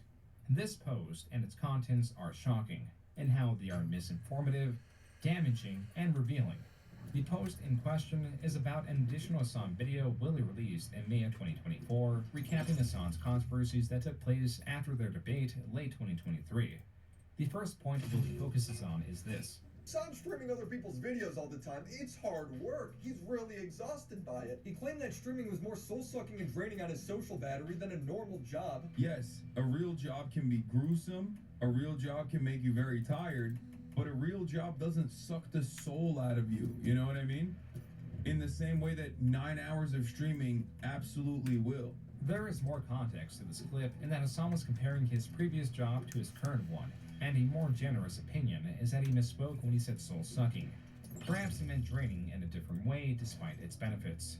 This is similar to what Ludwig, a friend of Hassan, explained after he prodded Hassan for his opinion. So Ludwig shows all the context and he still disagrees, making a lighthearted joke about Hassan, and Hassan feels devastated. But I wanted to talk about this, as a streamer myself for almost 6 years now, on how hard it really is.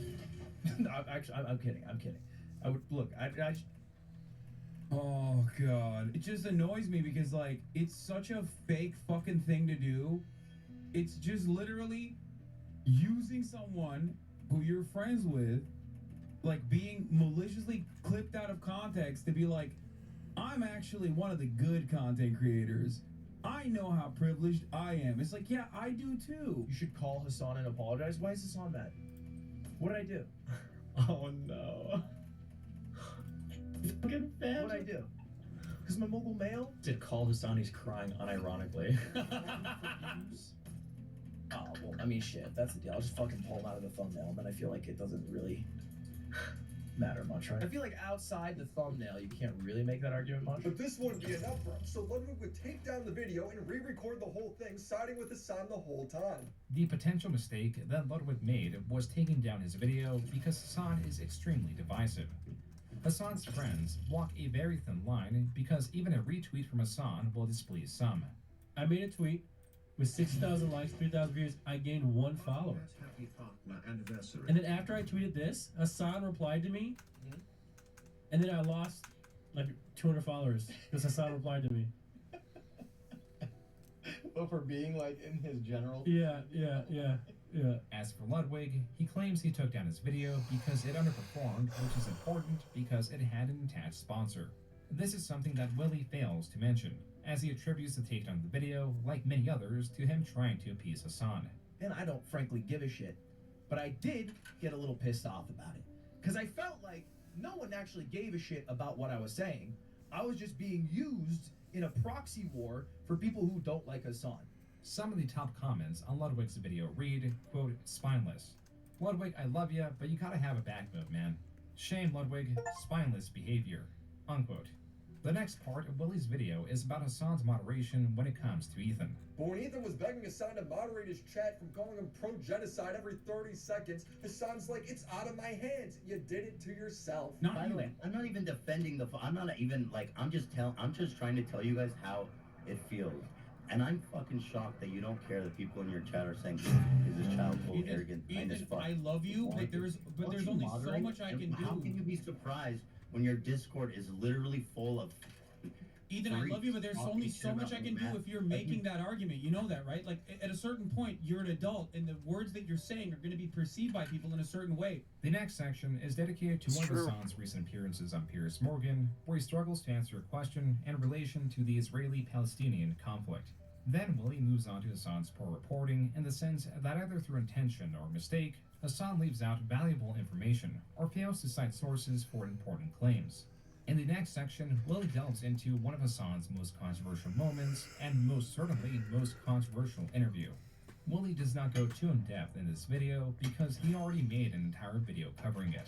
A Houthi terrorist ended up going viral on TikTok after posting a video of them capturing a cargo ship. People think he's hot, nicknaming him Houthi Charlemagne after the actor. Dream? Yes, brother. What do you mean? Of course I'm about to have I'm a journalist, okay? This is journalism. Dude, this is fire. This is exciting. I'm excited. At one point, the guy straight up admits to taking people as hostages. What does he think about China? Does he know anything about China? He's saying he hasn't spent much time with Chinese people, but one of the captain was Chinese, and he did clout with them, and he danced to music with them, and he was vibing, so he likes them. Yeah. So what? That's so crazy. So they're just fucking chilling with the captains? Like, I don't understand. To be clear, we're talking about a man they took hostage. One Piece, like, is that an organization? No, One Piece is an anime.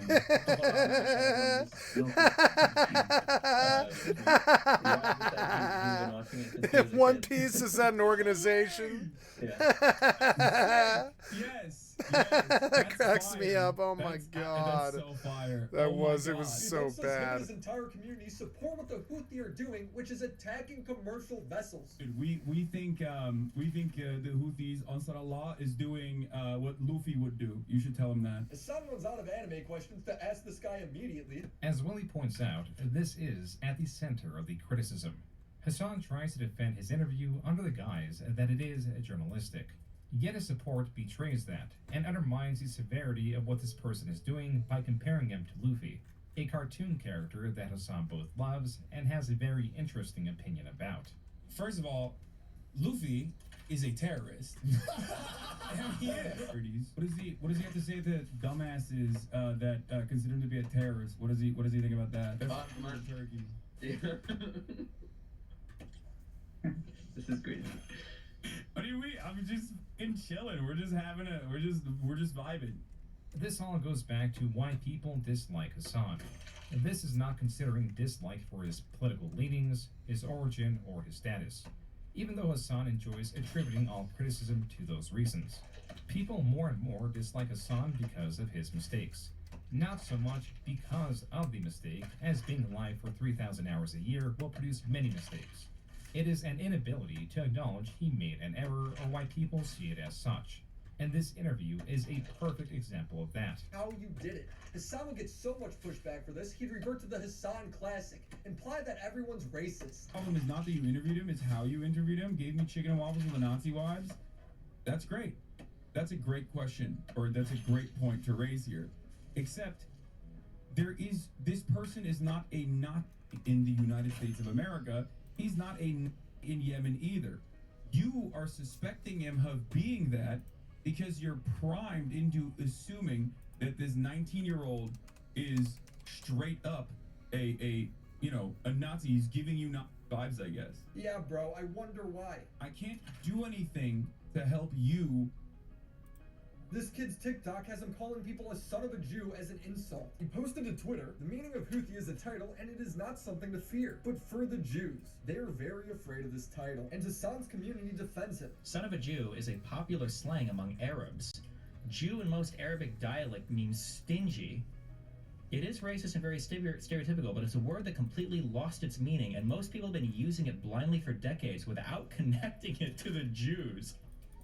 Even several months in, with Hassan unable to swallow the criticism around the interview, was now framing him as Anne Frank. He was like 19 at the time when I talked. Which means that for most of his life, he has withstood genocide, right? Like he is a person whose only experience is like, it's literally like talking to fucking Anne Frank, basically, okay? Being able to talk to Anne Frank. This all ties back to Willie's video. Hey, you need to stop drinking Coke Zero on stream. Why? Boycott. Wait, is it? You're preaching pro-Palestine and you're drinking this boycott stuff. Please, Hassan. At least pretend. Do it off stream. Okay, I'll put it in the... She's like, please, just pretend to care, Hassan, and he's like, sure, that's my whole grift. Is Pepsi okay? No. Is it...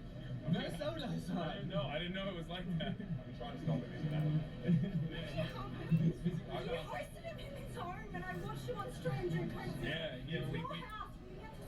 Hassan's annoyed here, but he created it. Willie also covers a time Hassan laughed at a cop getting shot.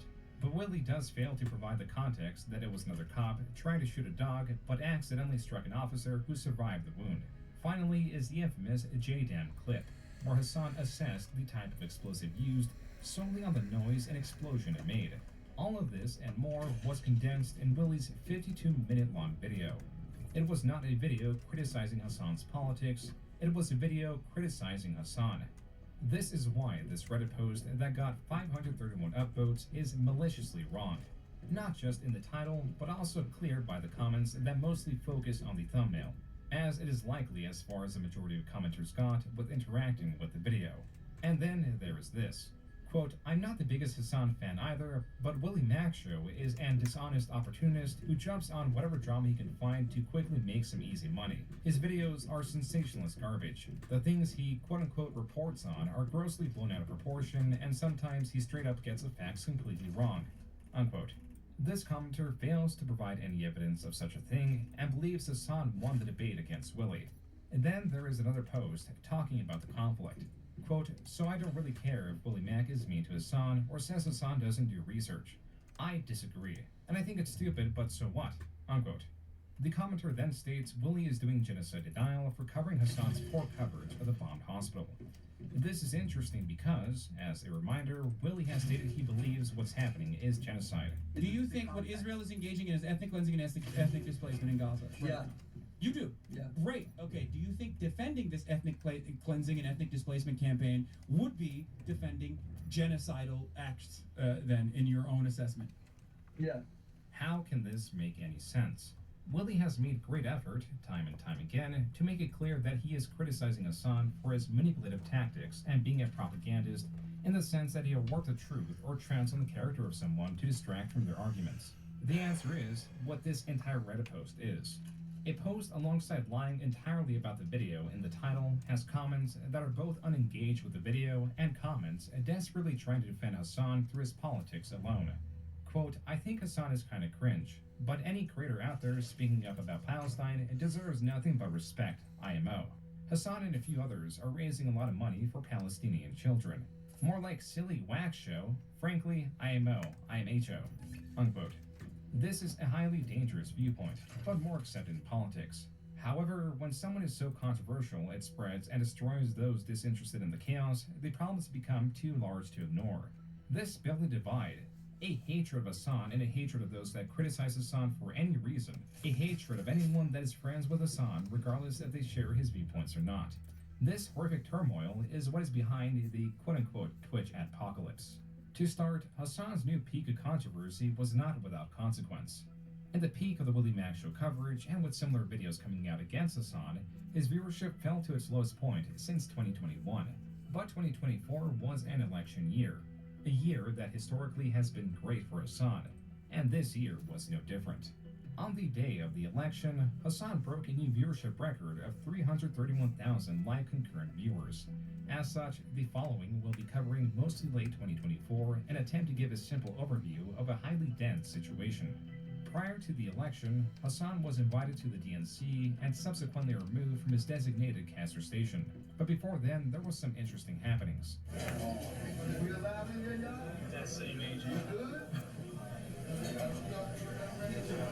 Fucking loser. Asked the lady at the counter, what is the best thing? She said curse breaker. There was also his reaction to this media bias chart. I think it's crazy that they put me below, like they're saying like InfoWars, OAN, and Hassanabi, like two sides of the same coin. Just say this.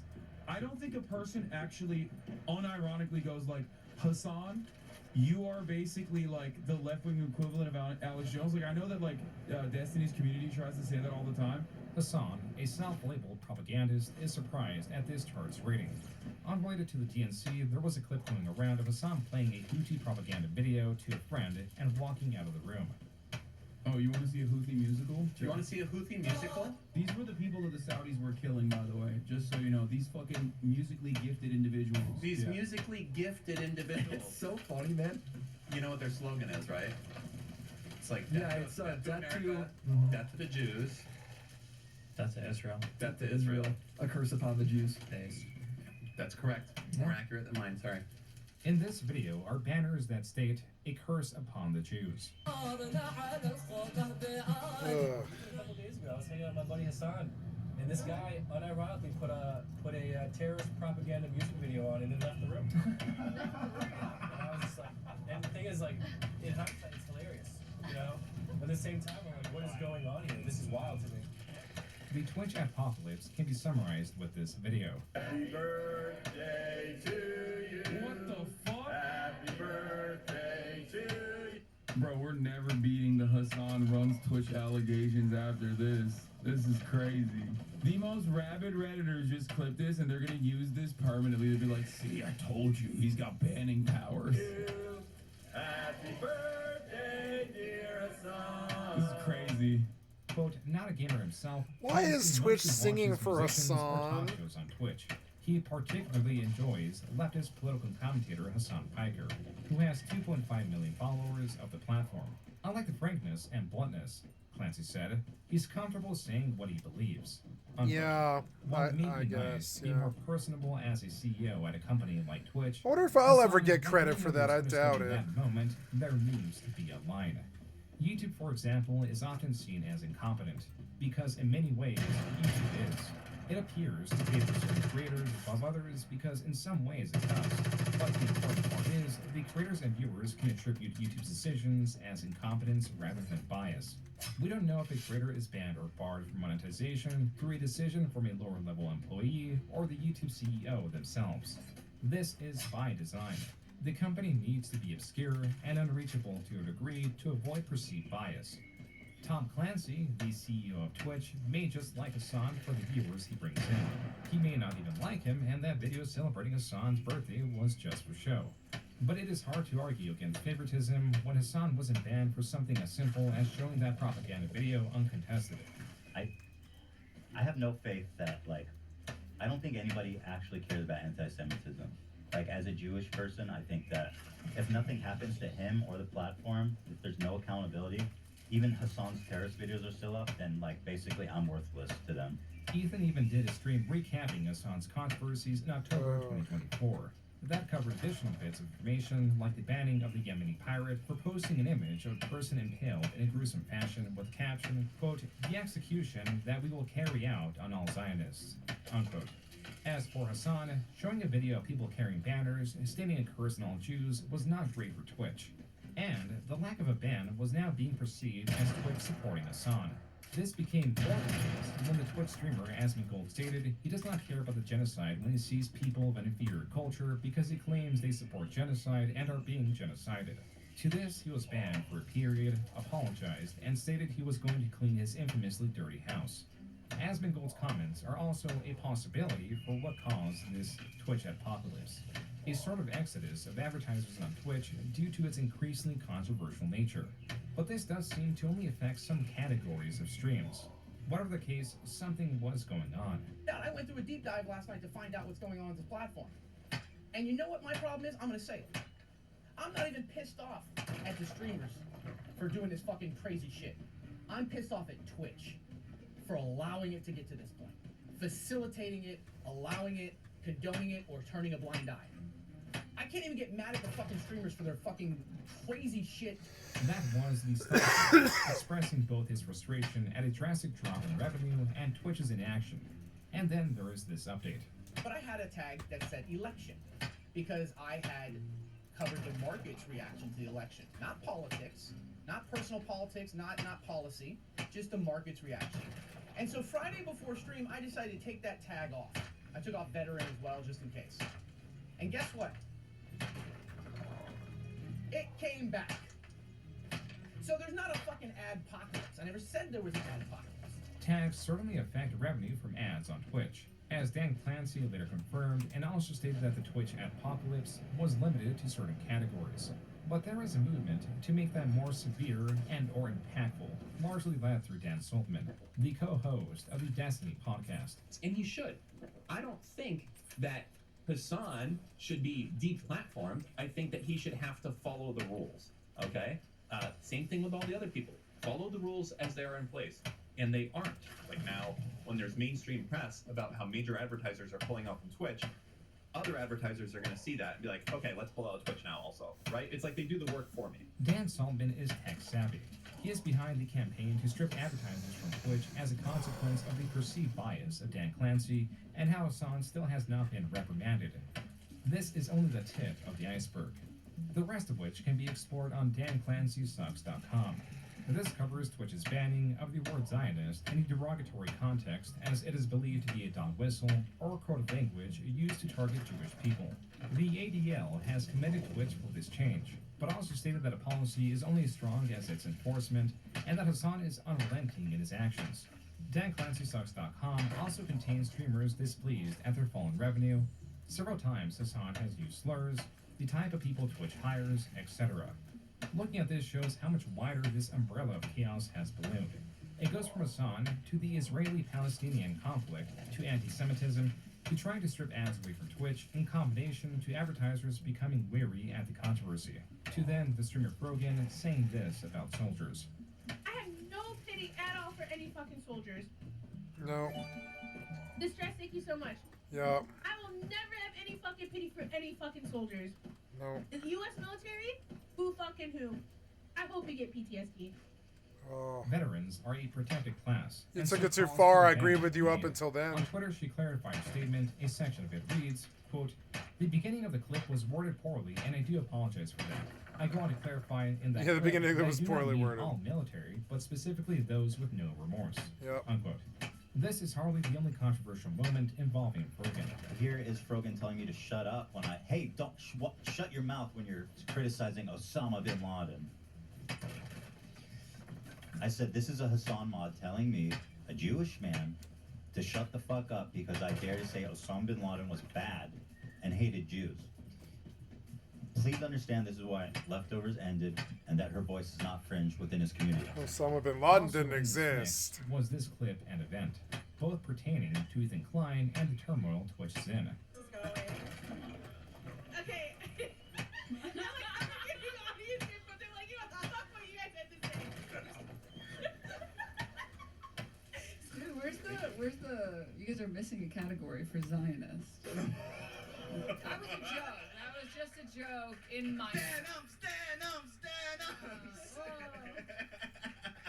Well, obviously it's Love Sabra, right? Yeah, it has to That's be. easy. That's definitely Love Sabra. Additionally, the definition of the word Sabra is, quote, a Jewish person born in Israel or before 1948 in Palestine, unquote. In this tier list, Ethan is placed right at the bottom. These are reasons why this tier list was perceived as anti-Semitic. All while the clip had Capcom, Chevron, and Samsung plastered in the background. Though there's also the perspective that the Sabra hummus brand was not coded to be anti-Semitic and that it is just of poor quality. That's Sabra. Bro, that looks dry. I mean, 4,000 SMG rounds for some reason. It doesn't move. That's Sabra. What the hell is that? It's a little crunchy on the sides. Why is that old? Oh my god. That is thick. Regardless of intent, Frogan was banned for a period on Twitch. Very little appeared to care about Frogan's intent because, like Hassan, she does not appear to be very charitable with exploring the intent or perspectives of others. As Ethan points out in this video titled, Hassan Piker is a weaselly little liar. A simple overview is Ela, Ethan's wife, and the other half of the H3 channels called the recently fired Defense Minister of Israel a really good guy. As Ethan states and Ela clarifies, she regrets the statement because with the initiation of the siege in Gaza, he stated, quote, there will be no electricity, no food, no fuel. We are fighting human animals and we act accordingly, unquote. The clarification is that she was more so thinking of him being a moderating voice and wanting to end the conflict rather than in the statement he made. This context is given because Hassan criticized H3H3 for that statement. Hassan also criticized Ethan for responding to smaller channels, criticizing him, and more importantly, wanting him to be banned. Like aligning with all these fucking drama peddlers like Keemstar and shit in an effort to try and get me fucking banned is psychotic to me, you know? I just don't get it. I don't understand it. What a fucking liar, dude. What a Weasley little fucking liar. Look at, these are all conservative shitbags. These are all people that I disagree with and have openly said terrible things about, including Keemstar. So, like, the way that he singles him out and says, oh, Ethan is co-signing Keemstar, is he's a fucking liar, dude. He's a Weasley little liar. Side note, Ethan and Keemstar have a long-standing rivalry akin to that of Destiny and Hassan. This comparison is malicious. The last segment of Ethan's video flips Hassan's strategy and the way he co-signs terrorists. Hassan Nasrallah was assassinated. Hezbollah is a paramilitary organization that is also a part of the Lebanese parliament. Do you like them or no?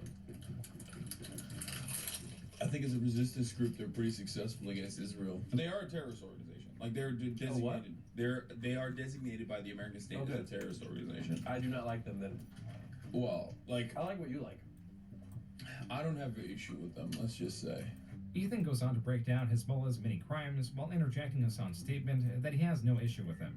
Hassan, alluding to not watching the video, responds to what he's heard about it on stream, opening with a retraction of statements about the defense minister, then onto the last section of Ethan's video. And I think people were telling me that he then spend the rest of the video talking about how I love Hezbollah.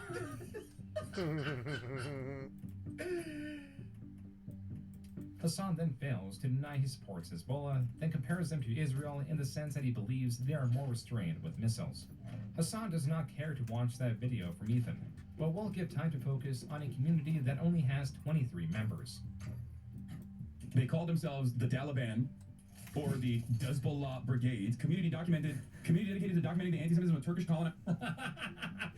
What are the Hezbollah Brigades? 23 members? What is this? They have made websites from like day one. From I think it was like October 19th. Not the Hezbollah Brigades. Oh no.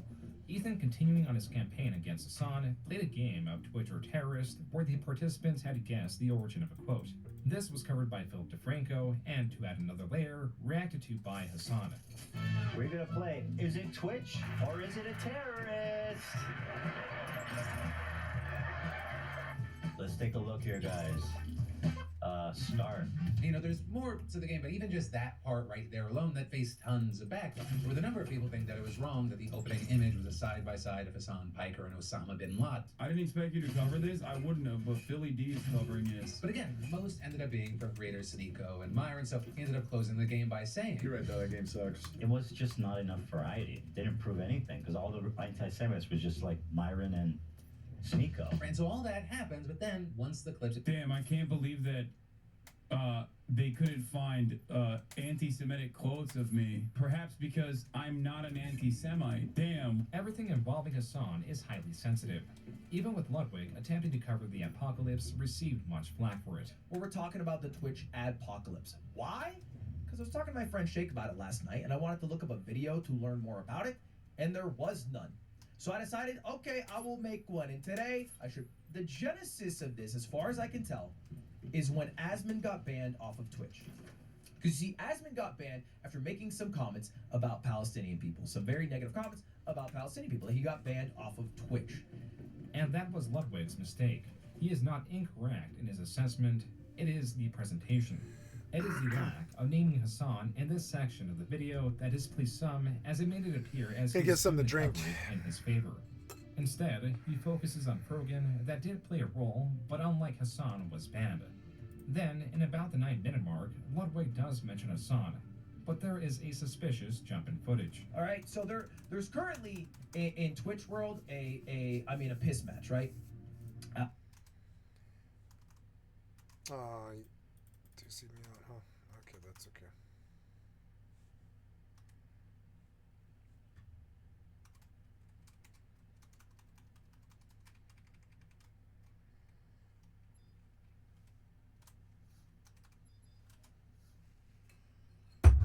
Careful.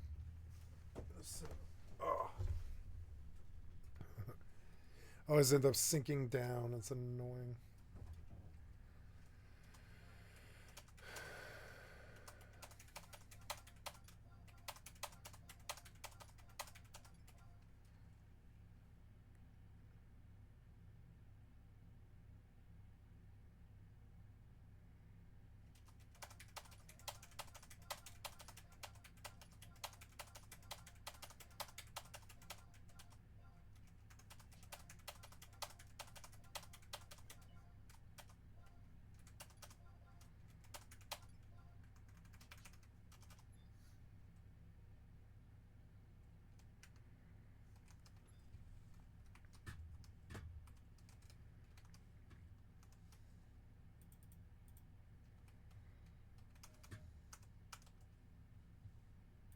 Oh yeah, I'm gonna get something to drink. What would I get?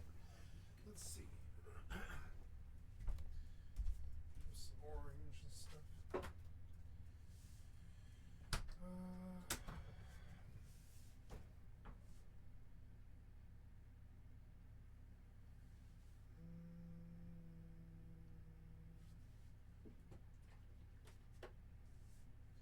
Yeah, we'll do a base of silk.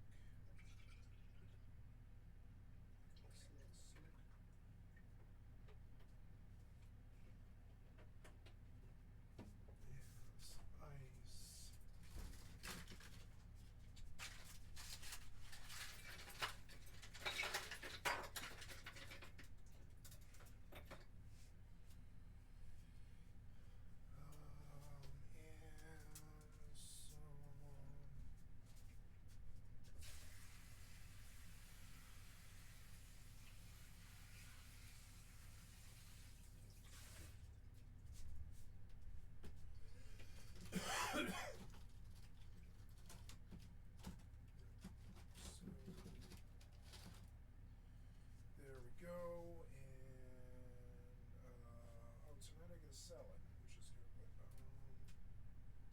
Orange juice.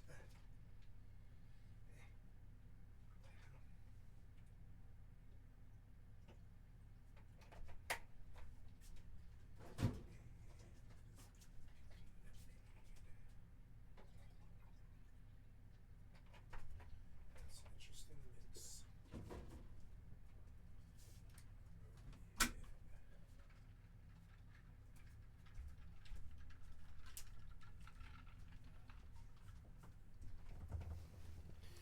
Almond silk, orange juice, and pink lemonade. I know it sounds weird, but it's good. I bet it's so good. Apocalypse for teaming up with people who he says, and Asmin is looking at me and blaming me. I want to say you're welcome. Take Orange leche. So good. This is the second. Oh, my pillows got kind of messed up. I'm gonna fix them. Okay, so I'm gonna put you over there and you there. See how we do like that for a while? Yeah, a little bit better. Section that was removed. Mizkif is blaming Hassan, saying that everyone who does politics should be outright banned. Immediately, the assumption was made that Ludwig removed that very small section because Hassan reached out to him and told him to do so.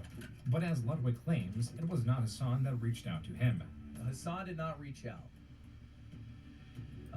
Miz reached out and said what I said was false about him, so I removed it. It was pretty much that simple. One cannot make a video on this matter without being misconstrued. This is by intention, and this line of thinking is something Hassan revels in.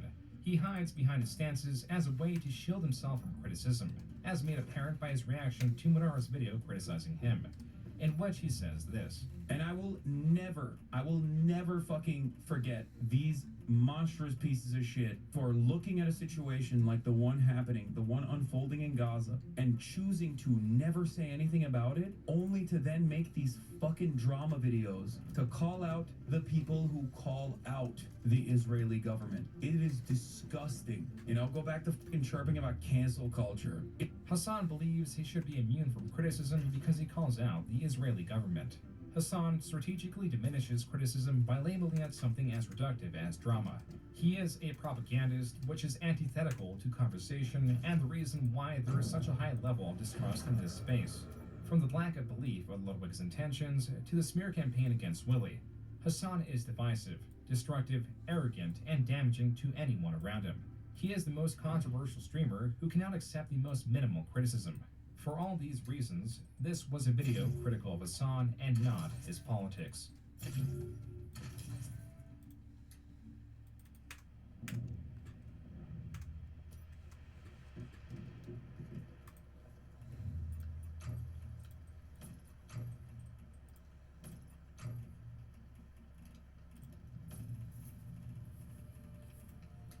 I have made not one, but two separate videos claiming that Blank's game design is outdated.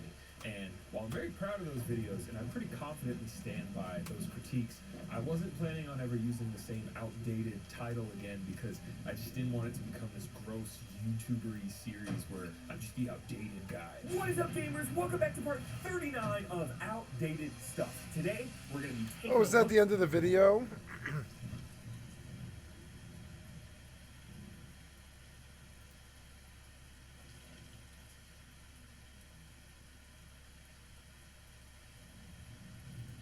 He's focused on shedding light on scenes you won't exactly see in the trailers.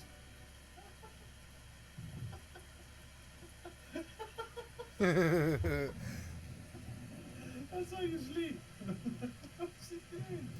Targeting and seeking out the truth of historic preconceptions and new player concerns. Diving into and breaking open titles from the monolithic to the unsung heroes, and even showcasing them coming back from the dead. In this episode, we will be setting out on an adventure into an MMORPG, based around one of the most popular gaming franchises ever created, a title that, while delivering its players into its truly legendary lands, has also with it had its fair share of struggles and challenges in its life as an MMO. Has this massively multiplayer title done justice to the gaming juggernaut it's derived from all these years after release? Or has the shift destroyed all the magic that has made this franchise so adored? Well, today we find out, as I present to you, The Elder Scrolls Online.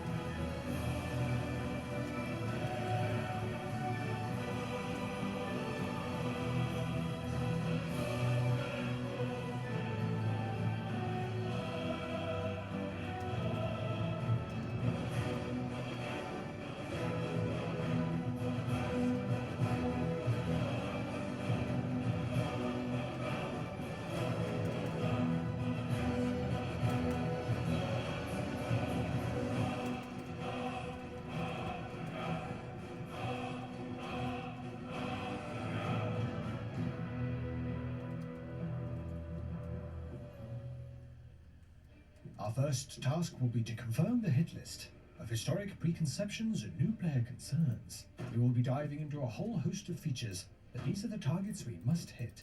The new player experience, the game's divisive combat system, PvP. ESO is an MMO for casuals, a bit on the easy side. Monetization, also known as the Mitch Mannix comments section bloodbath. And finally, is this game for you? With the hit list confirmed, it's time to begin. Starting first with the new player experience in this mysterious world. Adventure awaits! Ah, oh my god! Oh, good lord! Oh, great stuff. Our journey begins at the character creator, where the Elder Scrolls Online provides its players with 5... No, thank you.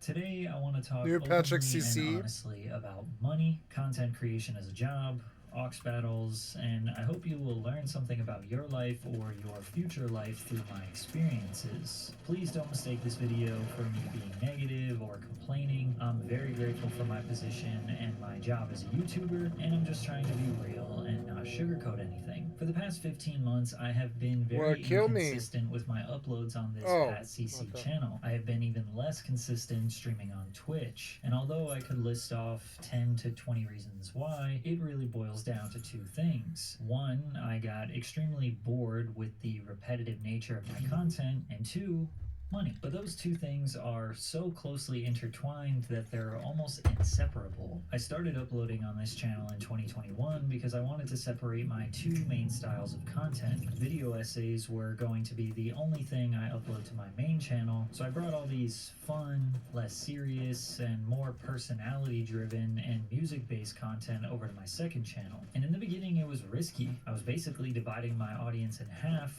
hoping that the documentaries, video essays would take off, and then the Pat CC channel could be like a fun side project. Then I got an opportunity I never in my wildest dreams could have imagined. I got an email from someone at Twitch that read, "Patrick, it's great to meet you. Here at Twitch, I look after artist relations for music creators. So would love to find time to chat and see how I might be helpful. As someone who's been in the music biz for many years, your DMing 100 rappers video had me dying. I'm based in California on PST, and we'd love to set up a time next week. Pretty open Monday and Tuesday afternoon."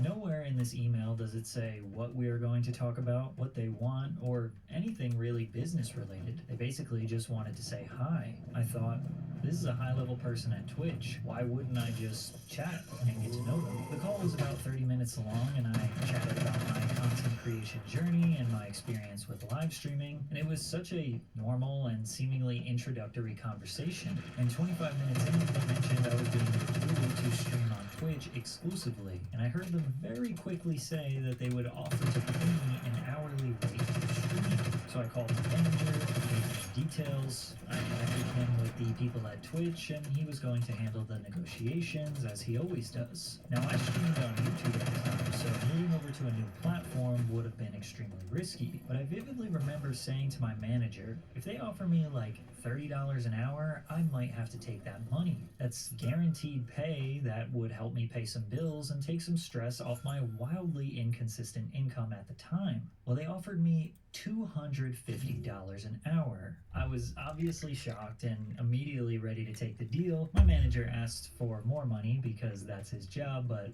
they said no. The contract made me fully exclusive to Twitch, and I had zero minimum stream requirements. $250 an not hour. To stream, but obviously then I wouldn't get paid. When I did stream, it had to be in the music category because they wanted to boost their viewership there, and they would pay for a maximum of 60 hours or $15,000 per month. So if I streamed 61 hours, then I wouldn't get paid $250 for that additional hour or any additional hours. This was a 6-month contract with a total maximum payout of $90,000. And on top of that, I still got to keep 70% of my subscriber money, my normal ad revenue split, and 100% of donations. The deal was extremely generous to me and barely worth it at all for Twitch. I was then and still am incredibly grateful for this opportunity from Twitch, so I started streaming exactly 60 hours per month. And in that time was when we started doing aux battles and other games like Bad Rap Songs with Great Beats and Carried by the Feature and others, but it was increasingly obvious that aux battles was the fan favorite. Additionally, we started editing down the Twitch streams and uploading them to YouTube, which is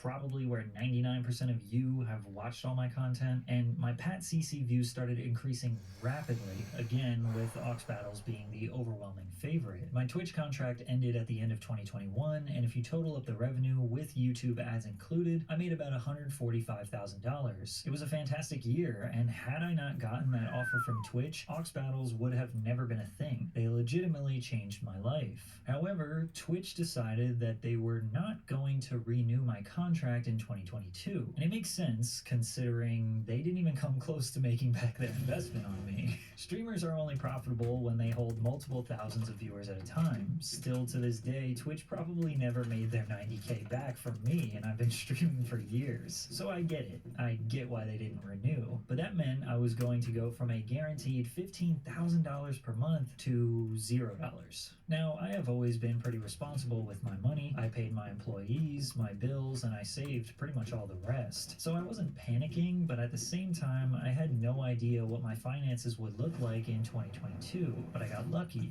because they got better, and that's because of YouTube and aux battles. I needed to make streaming as easy and efficient as possible since I wasn't getting an hourly rate, so I decided that we were literally only going to do aux battles. I would go on stream for like 2 to 3 hours, which is usually how long one game takes, then log off and spend the rest of my time working on my main channel or other business endeavors. And I did this only 3 to 4 times per week. Now, most full-time streamers are online at least 20 to 40 hours per week, and I was only doing 6 to 8. And that's because I never had to do the long grind like other streamers, sitting there for 8 hours a day with 3 viewers for months or years. My first stream, I was getting massively overpaid and I had a couple hundred viewers. I never had to develop that loving relationship for streaming like I did with YouTube. I always associated it with money, with a business opportunity, because that's how I got into it, which now I realize it kind of ruined my ability to excel and be creative on Twitch. Now, I'm not going to minimize my own grind. I definitely put in some decent hours, but the data shows. In 2022, I streamed a little over 200 hours, whereas Andante did over 1,000 hours, 5 times as much as me.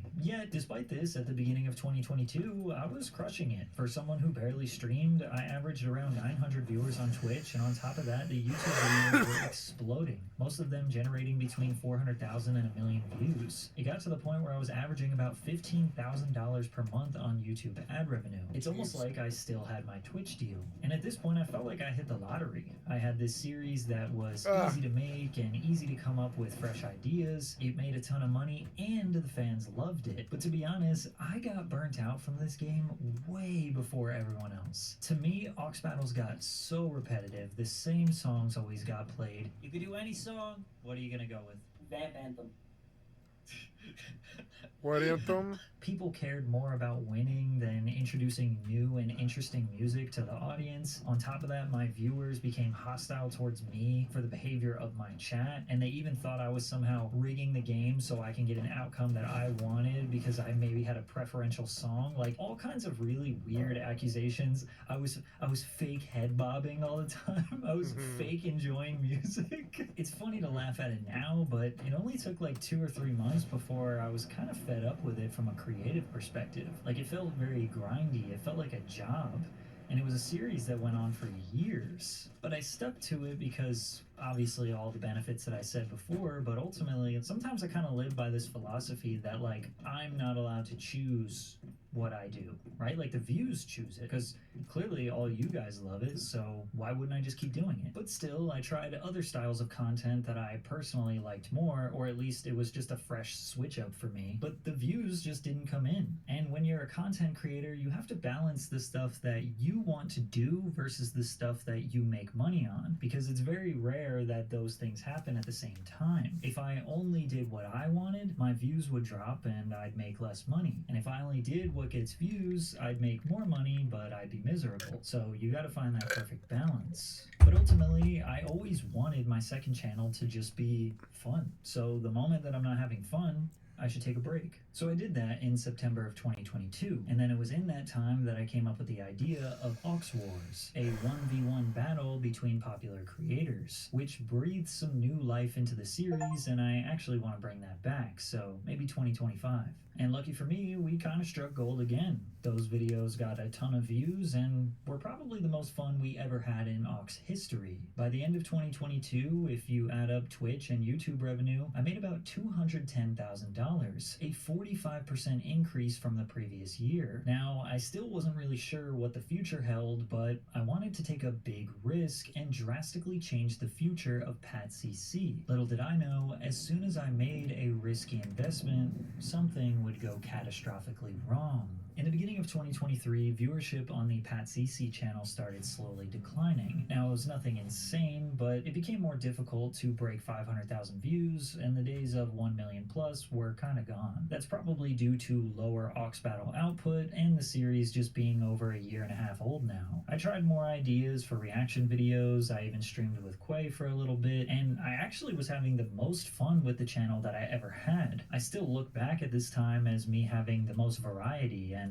just overall the best vibe. Now, people were still demanding Ox Battles, and my Twitch viewership dropped from 600 average to 300 average viewers, which, as you can imagine, has an impact on your mental. You know, you start thinking like you're falling off and maybe I should just listen to them and do what they want. My revenue also started to take a slight hit, but honestly, I didn't really care that much. I felt like I was finally reaching my full creative potential as a streamer and a YouTuber, and ultimately, I was just having fun. But then something happened that I never expected. In March of 2023, I got a copyright claim for like 10 different songs in one video. At the time, I was only previewing about 7 seconds of each song, so that's crazy that they would get all of the revenue that the video generates, but whatever. So for the next upload, we knocked it down to 6-second previews of the songs, and that was okay until we got another copyright claim. So we knocked it down to 5-second previews of the songs, and then we got another claim. It got to the point where even if we uploaded a 3-second clip of a song,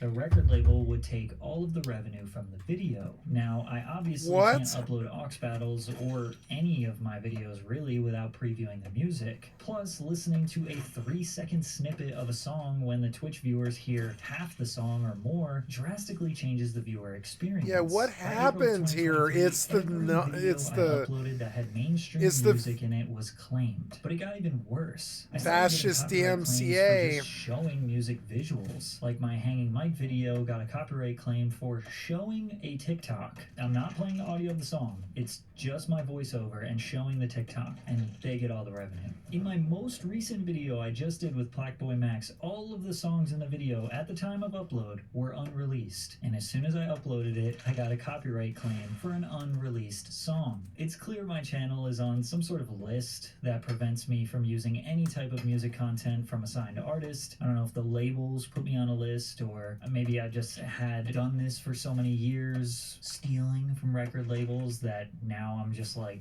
on a blacklist or something, but I'm not making money on any video that has music, period. It's never gonna happen again. But back when this first happened, I was like, it's whatever. It's not all about the money, and my relevance and making my audience happy is most important, so I'm just gonna keep pushing. But then the views and the interest in Ox Battle overall just kind of kept going down, and on top of that, remember that major investment I was talking about? Well, that got finalized.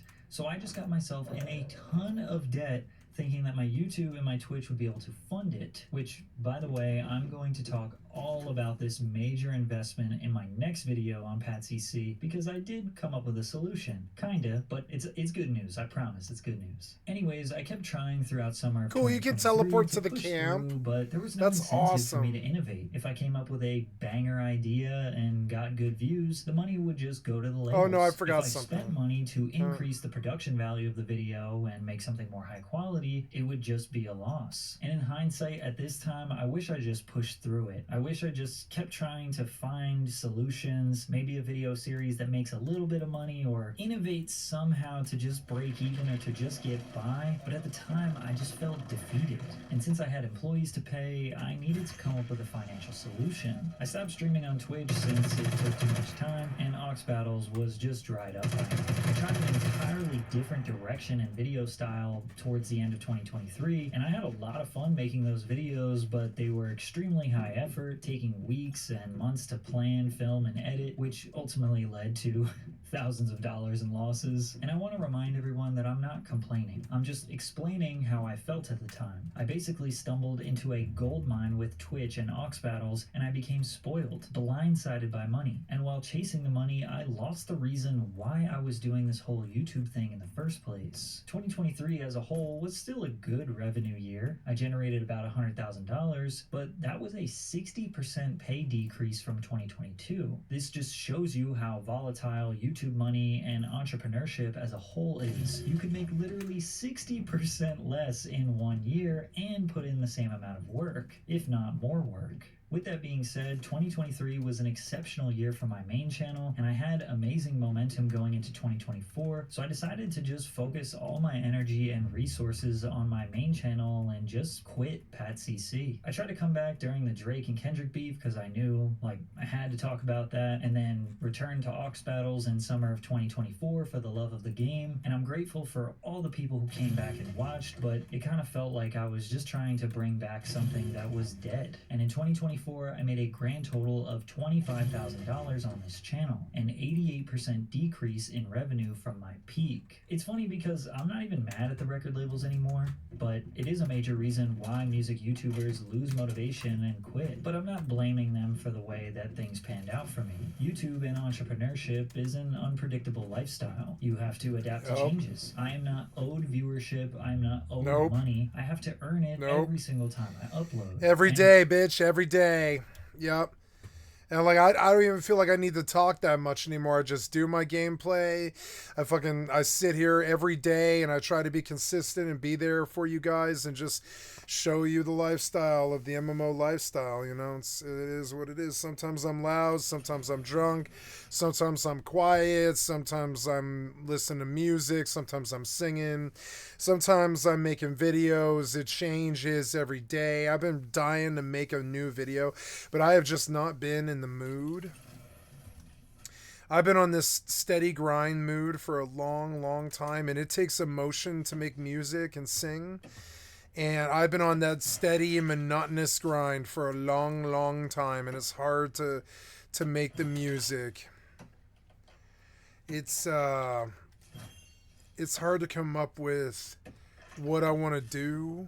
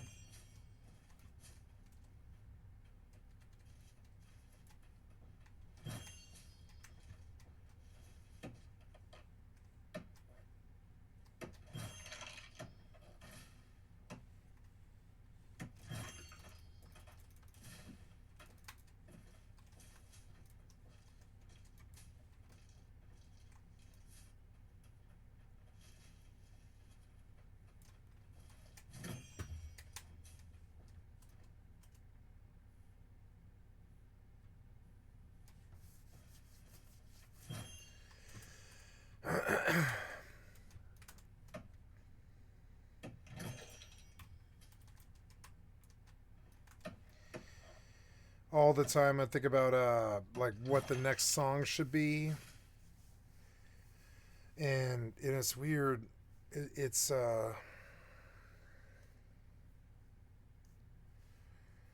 hard. I understand this, but at times it does get hard to motivate yourself, especially when you It's have... not that I don't have the motivation. It's that it's heart-wrenching, this stuff. It always wrecks me. Usually I'm drunk. Like, I don't know. Like like music is a really personal expression thing for me, and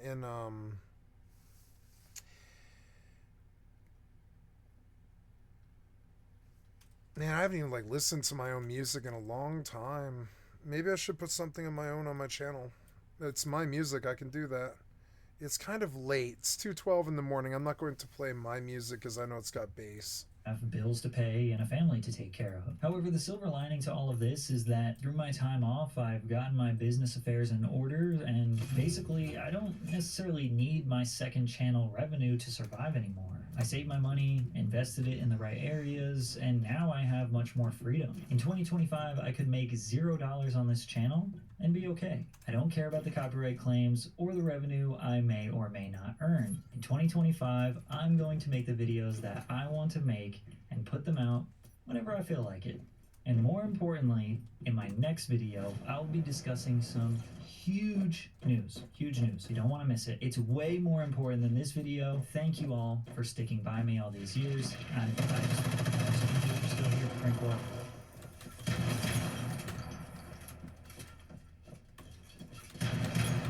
What was that? Oh, in the I don't. beginning, he looks like another loser you'd see get stuff. Nope, stop.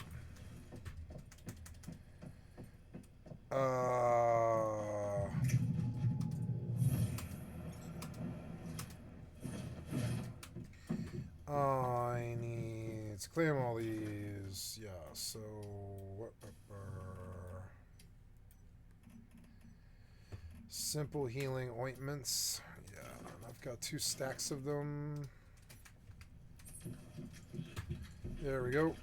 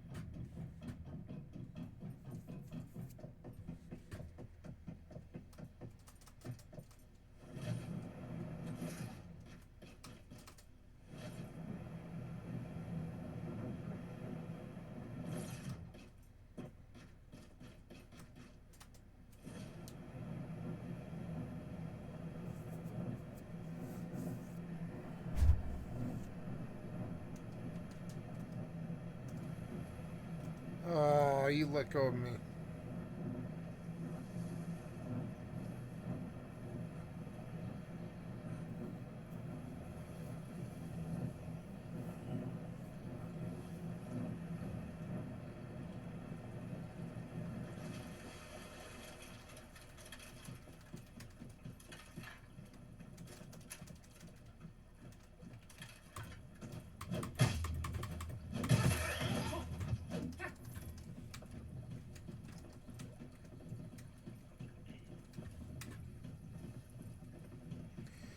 I can't have that wheel be on F. It's fucking annoying. I'll have it be X. Yeah, that's not bad. I'll do that.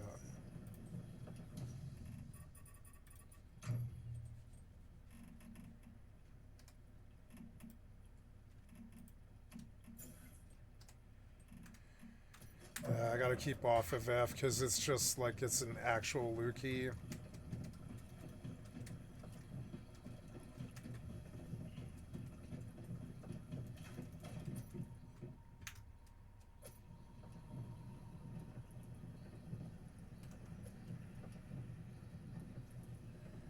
This is an old movie, or old video, I mean.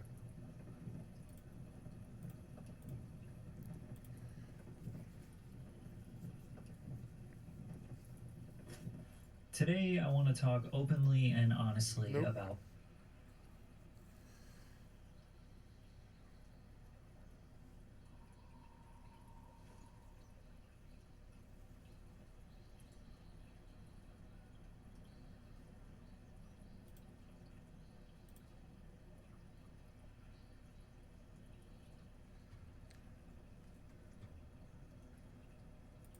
Ooh, Nerd Slayer. Oh, we haven't seen Nerd Slayer in a while.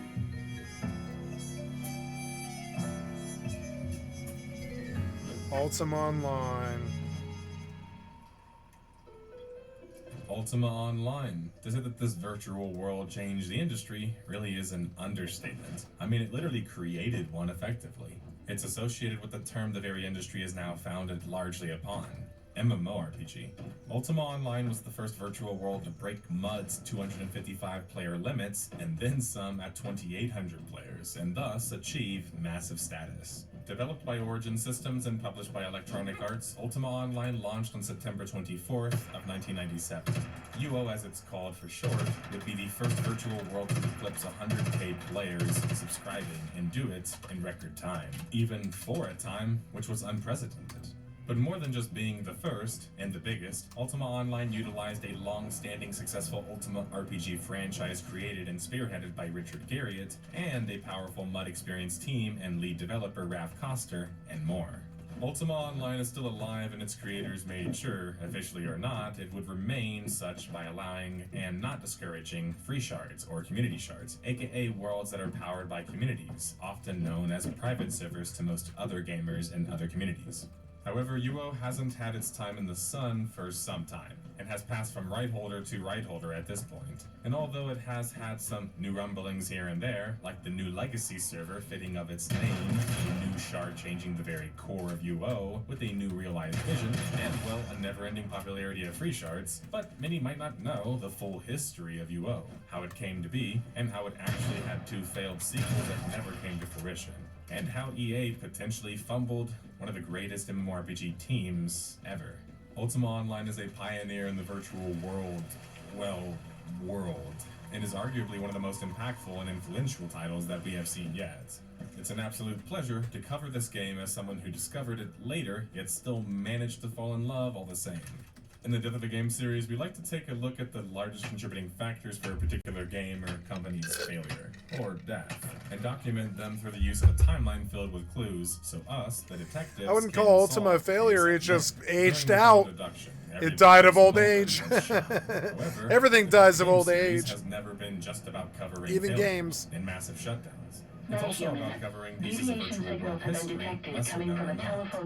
We've showcased this in episodes like PSO, Star Wars Galaxies, and even the Cox episode. City Wars, where the videos highlighted some of the beauty and success of the games, and the history of how they got there, less than how they necessarily failed. That being said, every virtual world can be improved, and many of these stories have such interesting happenings that can change the course of the development of the game for the worse. Ultima Online is no different, a game mirrored in controversy since the beginning. A game that the company funding it didn't really even believe in, and a game that led to the creation of an entire extra genre and influenced its tone so heavily that you can't blink in a virtual world without seeing or hearing some influence in UO. This is Yoshi P's favorite game after all, and many more developers and players. This episode is special, not just because we want to document this great world-changing virtual world, but because we even got an exclusive interview with the lead designer himself, Ralph Koster, concerning the game. Hi, I'm Ralph Koster, and I was the original lead designer for Ultima Online. So without further ado, detectives, we have a massive story to tell about a massive world that made the word massive a part of all of our lexicon today. Let's talk about Ultima Online, the whole story.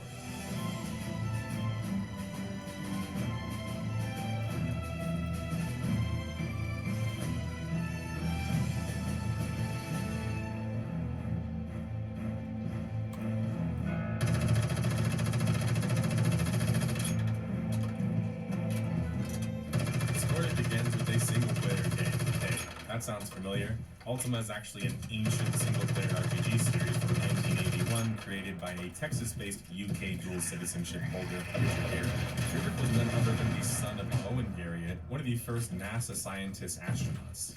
Richard was a major fan of Lord of the Rings and Dungeons & Dragons, and began writing computer games in his spare time in high school. Richard would actually go to the same college as well, University of Texas, and then began programming the first Ultima for the Apple II. Published by Sierra Online, Ultima 1 and the 2 subsequent Ultimas would reach success for the time, leading to Richard and his brother, and their father, to establish their own company, Origin Systems. By 1985, with the launch of Ultima 4, Quest of the Avatar, Richard would have gained notoriety, not notoriety, notoriety even greater, and success with his RPG series even further, even coining the term Avatar based on Hindu concepts of deities. Origin Systems would create a number of more Ultima games, ultimately up to 8 of them later on, before they would stumble into creating an online version. This is significant because it would mean that Ultima Online later on would have an already built and expanded world, and one that players were already familiar with, just like Phantasy Star Online had that with Phantasy Star in Japan. Electronic Arts, who was founded 10 years before by former Apple employee Chip Hawkins, who helped introduce much of the big business that we know today into the video game industry, had grown to become a successful developer and publisher. It was Chip who pushed EA into sports, franchised by year sequels, and much more. Anyway, let's talk about the evil in EA some other time. The reason we're talking about them in this case is that they were growing to the giant monster that we know them as today at this time. And at the time, they were acquiring tons of video game companies along the way, and leaving a wake of destruction as well. EA would acquire Origin Systems in September of 1992. I spoke to Richard Garriott a number of years ago, and Richard actually spoke to this acquisition and how fast things changed for him and his team at Origin. Richard would tell me something to the effect of that EA immediately made it be known that they were not a normal company, and the way that they were doing business might have been normal for the corporate world, but it wasn't for the budding video game industry. I've been told stories of Chip Hawkins himself, meeting with Richard, and the meeting going something along the lines of, well, that's not how things are done here, buddy boy, with Chip telling Richard that he wouldn't be able to delay his project from launch, which would actually be concerning Ultima Online, which we will now begin to talk about in detail. After the success of MORPGs and MUDs of the mid and late 80s, Richard Garriott had the desire to build Ultima, his single-player RPG, into a world that would allow many players to share, even more players than any game ever before. When we started working on Ultima Online, it was a big budget attempt to make that experience graphical. The folks at Origin had been talking about making an online game, Ultima, for quite some time. They talked about it with Sierra and other possible partners and so on. But it wasn't until really the internet came along and went graphical post the Mosaic browser that there was an explosion of interest in the industry for doing it. Due to the architecture of Linux, which was used to power the early online MUDs, there was a file descriptor limit of 255. Because of this was a limit to the amount of players at the time. UO, on the other hand, was something revolutionary. And I think it's important to set the context there. When we started out, MUDs in general capped at 250 concurrent. Meridian 59 capped at 250 concurrent. That was just basically a limitation of the day. Today, when we look at games that support more, it's often called server meshing. That's what Star Citizen's calling it now, but other people have other names for it. Ultima Online invented that technology in order to push up the capacity of a single server to about 2,800. The UO team, which consisted of Richard Garriott and much of his Ultima series team, and only around 10 core UO developers, all of which had major MUD experience, yet nerds are to blame for the virtual world industry, and especially MMORPGs. Who would have thought it?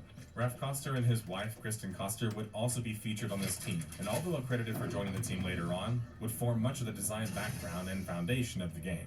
Rich Vogel would join the squad later on, as well as others such as Starlong, Scott Phillips, Rick Delaschmidt, and a ton of other developers who went on to form development teams for pretty successful games, and even games like World of Warcraft. The UO team would take many popular MUD systems and ideas and both simplify and combine them in some ways to put them together for their own game. The team would first prototype UO using an Ultima 6 engine, while the team would essentially pioneer the game the rest of the way in the process. The UO team had a budget of around 2.5 million, which was considered actually quite big for the time and the biggest budget of the time. And really the first big budget approach in a virtual world, I guess, if you just don't consider Lucasfilm Games' Habitat, which was actually the first commercial virtual world. While they had an impressive budget and a talented, nerd-hardened team, UO's development was anything but sunshine and roses in the success story you might have assumed. In fact, both UO and its first expansion were produced in intense crunch, as Ralph Koster would state in my interview with him concerning UO. We built UO in about 2 years and a quarter. It was extreme crunch. There were issues with burnout, depression, drug addiction, you name it. People were just destroyed. I've even heard words to describe this work environment such as unsafe, a sweatshop, and extremely stressful. Throughout these crazy work conditions, that would eventually lead to the departing of all of the original team members, and UO was developed in record time, reportedly only taking around 2 years or less to develop. While EA had faith in Origin Systems, there wasn't actually much faith in UO.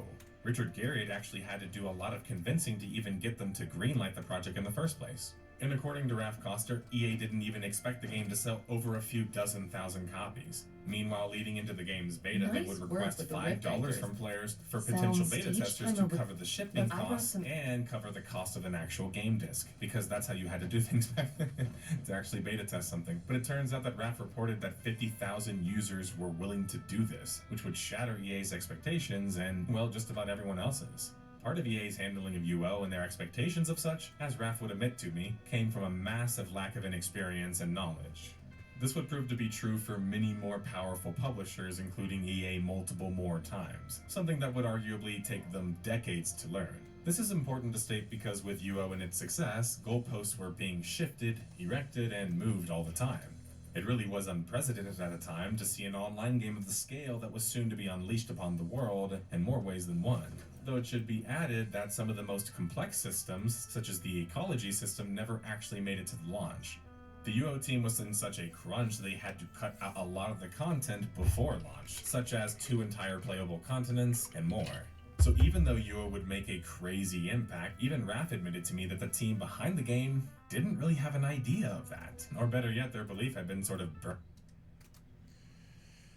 Okay, I think I'm gonna eat my dinner now.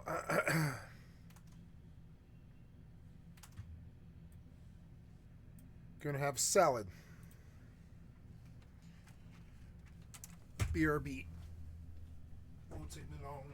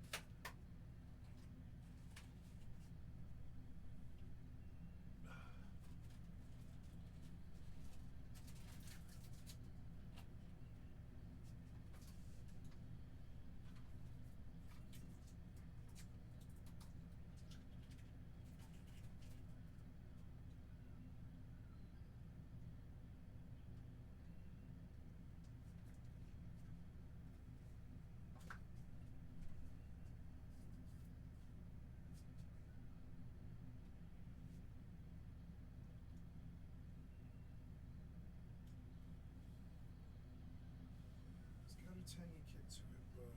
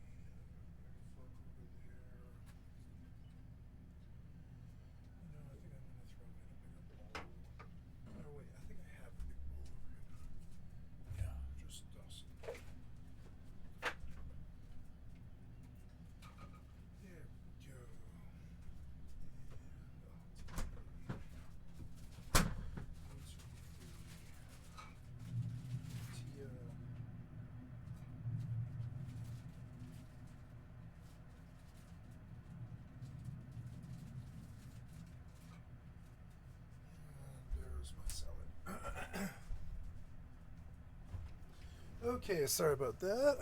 There we go. Have salad.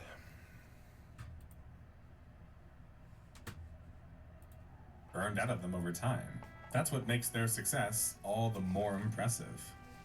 The beta test for UO would take place September in 1997, just before the launch of the game, and would feature multiple tens of thousands of players over the course of the days that it was up. UO didn't have the luxury of going to trade shows, well, besides E3, which was a fledgling, mostly commercial-focused convention, RIP E3, so they had to do their marketing through the use of their existing IP, Ultima, and, well, word of mouth. And while this is more difficult, it creates actually a more cemented community and a support system surrounding the game. Word of mouth is the most effective marketing in virtual world history, because it's how humans can relate these experiences to other humans and in a way that makes us want to join in on the world, in a way where they don't have a financial gain from it either, like a developer would. Ultima Online, from the very beginning, was meant to be something that drew lessons from all of them at once, and our core philosophy was to build and simulate an alternate reality that players could kind of live in. Ultima Online launched on PC September 24th, 1997, and, well, the rest was really history, literally. Not only was UO one of the first major virtual worlds to launch in the 90s, it was by far the largest in scale, player size, and popularity. For many MUD players, UO was an instant hit, because it was an expansion on many of the things that they already enjoyed and featured in their own games. And for RPG players yet to venture online, now they had 2D graphics to help them see things and a world of possibilities and roleplay opportunities ahead of them. UO, at the core, had a simple gameplay loop.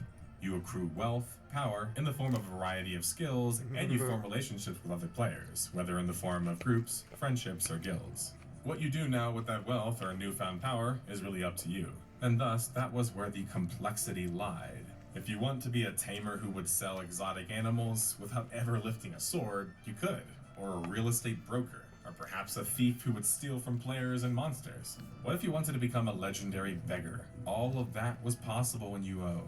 How you achieve that wealth, that you then use to enrich your character, and in the world that you inhabit, such as things like player housing, is really up to you. All of that's possible mortal, but it's boring. The thing people hate these days, that classic, you can do anything statement, which really kind of translates to just, you can't do much of anything, was actually true in Ultima Online, and true in the late 90s. Now think about that for a second. The reason that this is also a bit of a sad thing to say out loud is because it's not really the case in the current virtual world history today. Many of the virtual worlds, largely not the massive variant, don't really offer anything besides fighting and increasing your power level. This actually comes more so from Deku MUD and MUDs like that, which were only a particular slice of MUDs and were only focused on vertical power progression. This game formula would become so popular it would lead to the creation of EverQuest, WoW, and even RuneScape. Now, there's nothing wrong with a bit of variety, but after Deku MUD's formula was so popular, it's almost like players in the industry forgot about UO's approach and other MUD styles, an approach that was supposed to be for all kinds of players, from all walks of life. Even things like VR chat would have had a place amongst MUDs. Virtual worlds weren't just for those who wanted to compete for levels, whether in PvP or with PvE raids, very common in this type of game. This would actually be proven when data would come out concerning UO's player base, which even in the late 90s and early 2000s had a record-breaking impressive 20 to 30% female player base. And an approach that was not only successful, it was revolutionary, and still a torchbearer today, with very few games being able to eclipse it in terms of sheer options and ingenuity. What UO represented was kind of the dream of a more all-encompassing online game. And we see that influence later in things like Sword Art Online, Ready Player One, pretty much every depiction of immersive alternate worlds in media. Raph spoke to this with the success of the survival genre, which took UO's most common gameplay features and aspects, unrestricted largely, PvP with full loot, territory control and player housing, and a focus on player progression and leveling.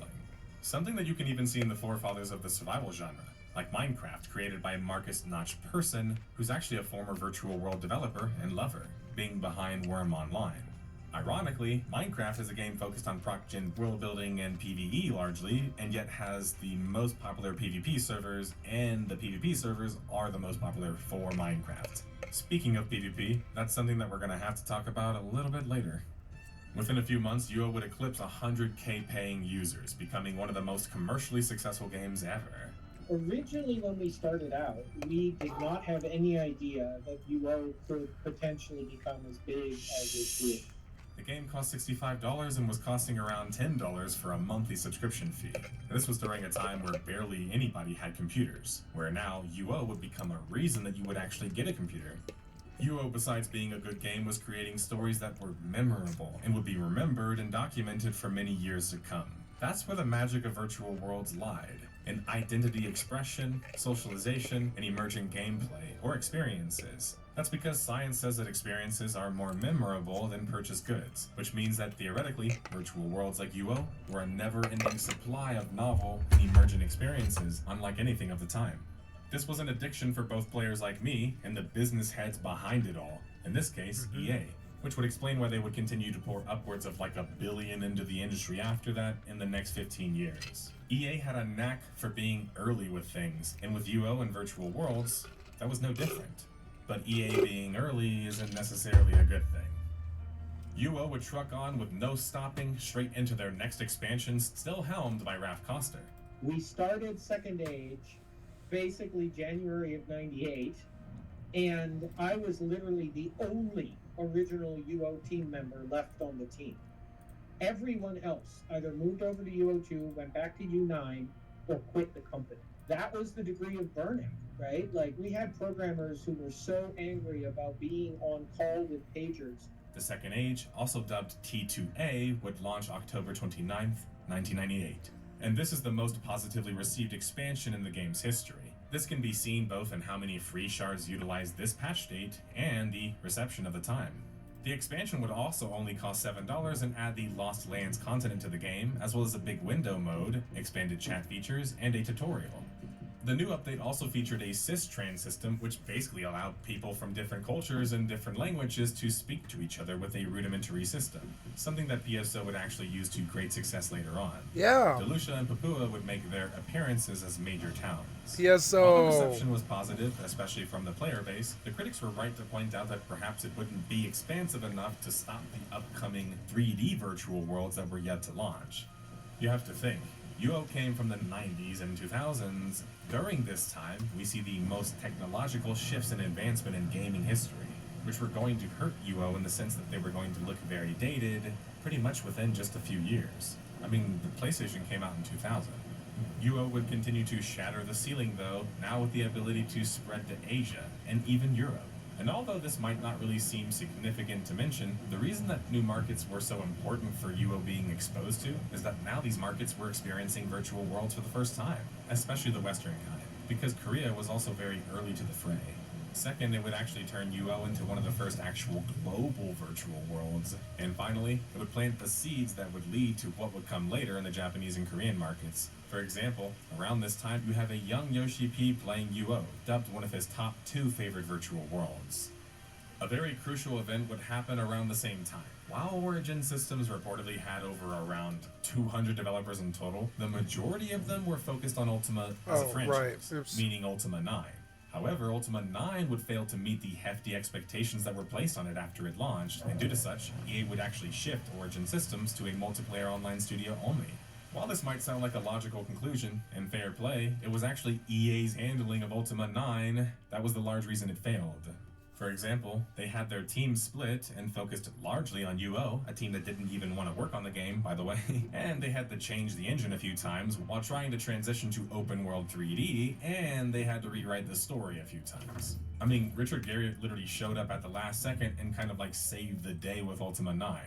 Needless to say, EA had little idea, especially for the time, for some reason, that giving your video game developers little time or tools leads to bad outcomes.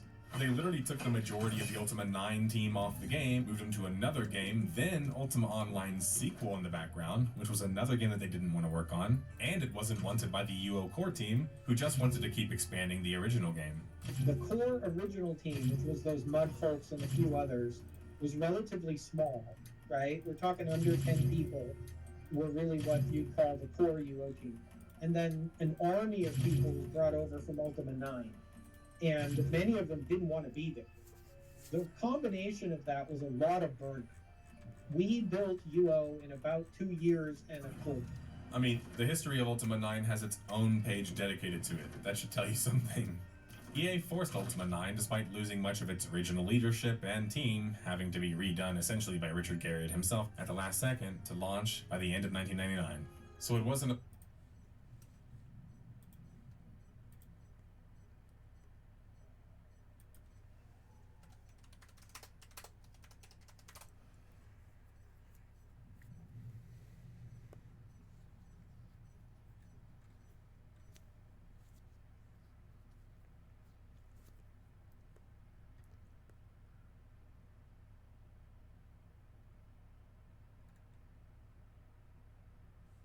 Also, fuck Spoonie.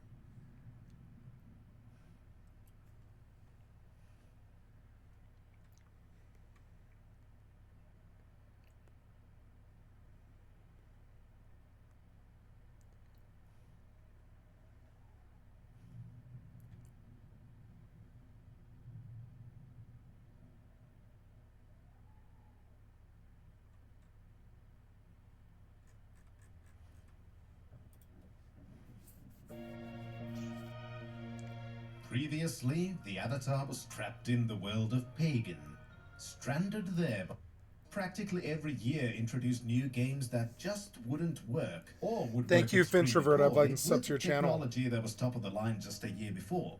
Whereas now you can play almost every new game comfortably with components that are 2 through 3 generations old.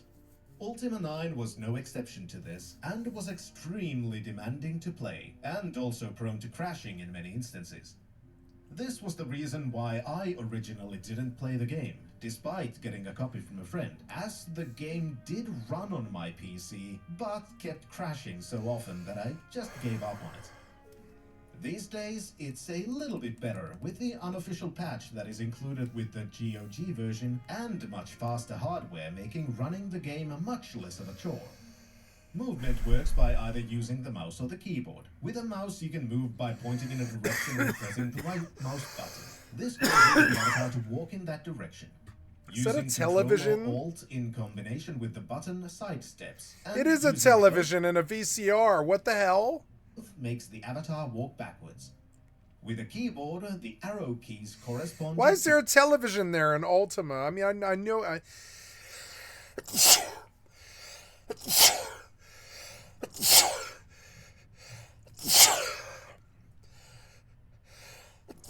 Excuse me. I know that.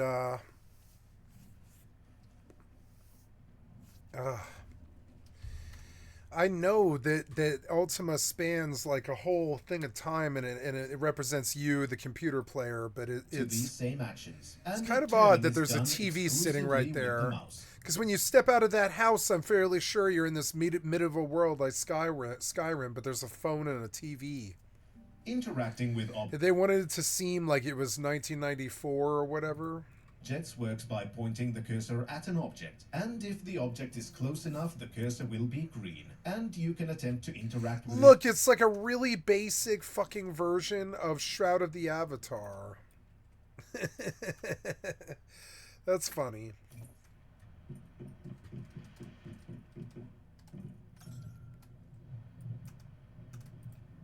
with the left mouse button. Clicking the button will attempt the basic interaction, whether it's flipping a switch or eating a piece of food, while holding the mouse button attempts to move the object, at which point you can drag the object to That's a new really location. good for, I mean, This in that's some ways is better than similar some to games as today. While you are moving an object, it is transparent, making placing the object easier than if it were completely opaque. With the exception that moving the object further away does not throw the object. A huge amount of objects in the game world are movable, and for the time, the interactivity of the environment is rather massive. Is it kinda pointless? Yeah. Yes, but it's cool nonetheless. Yeah. Dragging and dropping objects is It's also realism. how you pick up and equip objects. By dragging an object onto the avatar will either equip that It's item or almost like, place it almost looks like a playable game. into your inventory. This is how you gather your basic gear from your home before embarking on your last adventure in Britannia. Due to the continuing focus on the interactivity of the environment and immersion, even containers in the game world now have the objects inside them. Really? Instead of containers being Why a don't we have separate this menu. in every game? This obviously has its drawbacks, as examining a container in a 3D world can occasionally be difficult. Something that makes interacting with objects easier is the freehand mode, which allows you to toggle away from mouse look mode, and instead allows you to move the cursor freely on the screen. Doing so is important for things like interacting with the environment or moving things in and out of your hotbar, which makes its first appearance in Ultima. The hotbar acts as you'd expect. There are 12 slots, each corresponding to a function key on the keyboard, and placing items on the hotbar allows for a much faster access to those items, compared to having to open your inventory every time you wish to use an item. The inventory as well has changed, and is no longer a window where you freely place items in. Instead, your backpack is now a grid inventory, which might feel less immersive than a more free inventory system, but does mean the possibility of items being hidden by other items is no longer an issue in Ultima 9. When you receive bags and other such items, they work in a similar way, opening a new window shaped like a bag with a grid inventory inside it. The Avatar's house has some references to previous games, such as some of the art created by Denis Loubet as paintings on the walls, and also some very blatant EA property advertising. EA Sports. It's only a game. Why do you have to be mad? Including for things that never happened. The house Ultima is also Online littered 2. with books that can be read. The book interface follows the immersive user interface philosophy, and actually looks like a book when you interact with one. You can turn the page by clicking on the corner of the page, and returning to the beginning by clicking the bookmark. Closing the book is done via either a right-click or using the escape button. Some of the books you can find are small tutorials in and of themselves, and some are merely set dressing. One of them is basically an in-game quick reference sheet for all the controls. This can be an important book to find, as unlike more modern games, or even many games released around the same time, Ultima 9 does not have a control configuration screen. The system menu of Ultima 9 also takes the form of a journal, which you must pick up before you can access it, and the interface works in a similar fashion as the other books in the game, with the exception that this book has many more interactable elements within it. One section of the settings book has the configurable options of the game, which are somewhat limited. You can customize things like the draw distance and the volume levels of different audio sources. Saving and loading is also done via this journal, and new pages are created as you save into more slots. As in Ultima 8, starting a new game is once more done via this interface, and the first save slot is reserved The game for feels starting good. the game. In the journal is also a short synopsis of all the mainline games so far, which acts as a very basic explanation of the lore so far to new players. There is also a bestiary of the creatures you're likely to encounter during your travels in Britannia. Effectively, these sections of the journal replace the similar segments that were in the manuals for the earlier games, once more lessening the need to have a manual since more information is now contained within the game. Once you've collected all of your gear from the house, you can move into your yard, where some basic movement and combat training can take place. In the yard, you can find two weapons, a bow and a two-handed sword. Equipping these works as mentioned previously, by dragging and dropping them onto the avatar. Arrows are placed into a combined pool which will be drained as you shoot. To fight, you have to enter combat mode, which can be done by pressing the tab button. In this mode, you can fire your bow by holding the left mouse button, aiming with a cursor, and then releasing the button. Fired arrows do not just immediately disappear, but stick in the place they hit for an extended duration of time. Fighting with a sword is very simple as well, and you just click the left mouse button to swing the weapon. The hitbox of the sword is larger than just the aiming cursor, and you need to be careful to avoid collateral damage. This is also where the usefulness of the hotbar becomes apparent, as you can also drag and drop weapons onto it, and quickly switch between weapons by pressing the appropriate function button. Further in the yard are also two boxes which can be used to practice the traversal mechanics of the game. As in Ultima 8, the avatar can climb over obstacles with the use of a climb button, and also jump. Jumping is similar to the patched version of Ultima 8, where you aim the cursor at the point where you wish to jump, and then press the jump button to execute that jump, ending up more or less where you aimed. Once you're done with learning the basic controls, it is time to unlock the gate and enter the national park within which the avatar's house is located for some reason. This part of the tutorial introduces the concept of the swimming, which is relatively simple in execution. To swim, you just enter the water and move as you would on land. With the exception Damn, that game is surprisingly good. It's like a really base version of fucking Morrowind or whatever. Looking up or down allows you to dive in the water. It seems better than Morrowind a little bit. Your oxygen supply is limited though, and it has too much further. time underwater will You can eventually see kill further. In the park, you it can doesn't also have find fog. several enemies to practice fighting with, but these enemies are weak and slightly out of place. I mean, it considering looks you're like supposed to Gothic. be It in a looks like the park first version on of Earth, Gothic. so they provide little to no actual danger. In case you manage to be poisoned, you can explore to find a cure poison potion from the park as well, which acts as a simple way for the game to show the players that exploration can be very beneficial. I'm For off this returning now. players, basically all of these tutorial elements can But be I did buy Gothic, and I still haven't gotten around to it. No commentary walkthrough. Called the alter how to learn quickly. Level 2. This is getting agent into learn quickly skills and killing on retrospective review. How to must even remember. Thank you, Senator Hey G. folks, Scimitar here, and welcome back.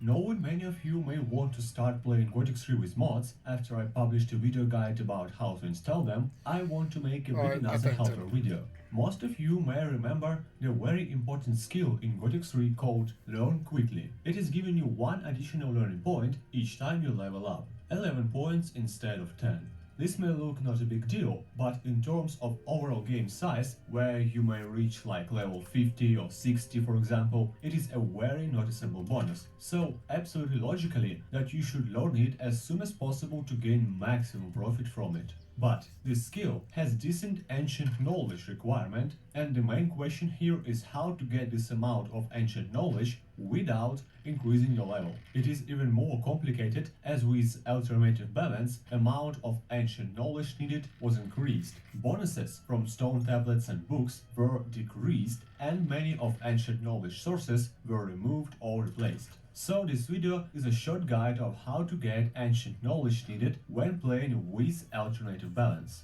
The overall idea is pretty simple. You should only pass the intro fight scene, it is not avoidable of course, and get level 2. After that, do not... Nope.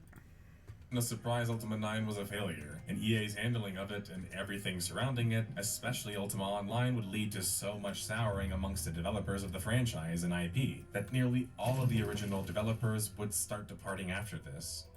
Before the team would fully fracture, would come the news that EA was indeed working on a sequel for UO, dubbed UO2. Ultima Online 2 is being billed as a second-generation MMORPG meant to improve upon the first game and push the genre even more forward. Most importantly, it would feature a 3D engine allowing it to compete with the 3D monsters to come. The design would also disable things like PvP except in special areas, emphasize more grouping, as large as even 20 to 30 player groups, and they would limit the ability for players to become all-around GMs. That's because in Ultima 1, there was already a skill cap of around 700 skills. But that was still enough to create some super powerful murdering nerds. But you can actually watch the trailer and pitch video for Ultima Online 2 on screen now, and throughout this segment. For starters, the animations are actually really good for the time, and there was something certainly UO about it, but it also kind of looked a little bit more generic, which is actually a very common problem that 2D games would have whenever they would try to shift to 3D. Best examples of this being Dark Eden, another one of my favorite virtual worlds.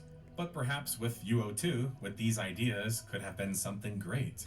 Because the T was, according to Raph Koster and more, the majority of the OG UO devs didn't even want a sequel, realizing that it would split their ability to create more art and potentially kill a budding virtual world before it ever really started. But EA, regardless, would start developing throughout the next couple of years. This would mean none of the leaders like Richard Garriott and Raph Koster would be featured on the project, UO2.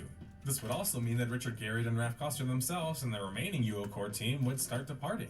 Raph and Richard would take two different immediate paths. Richard would actually take the majority of the Ultima team to found Destination Games a bit later on, where he would develop and launch Tabula Rasa, before becoming the head of NCSoft's Western Division.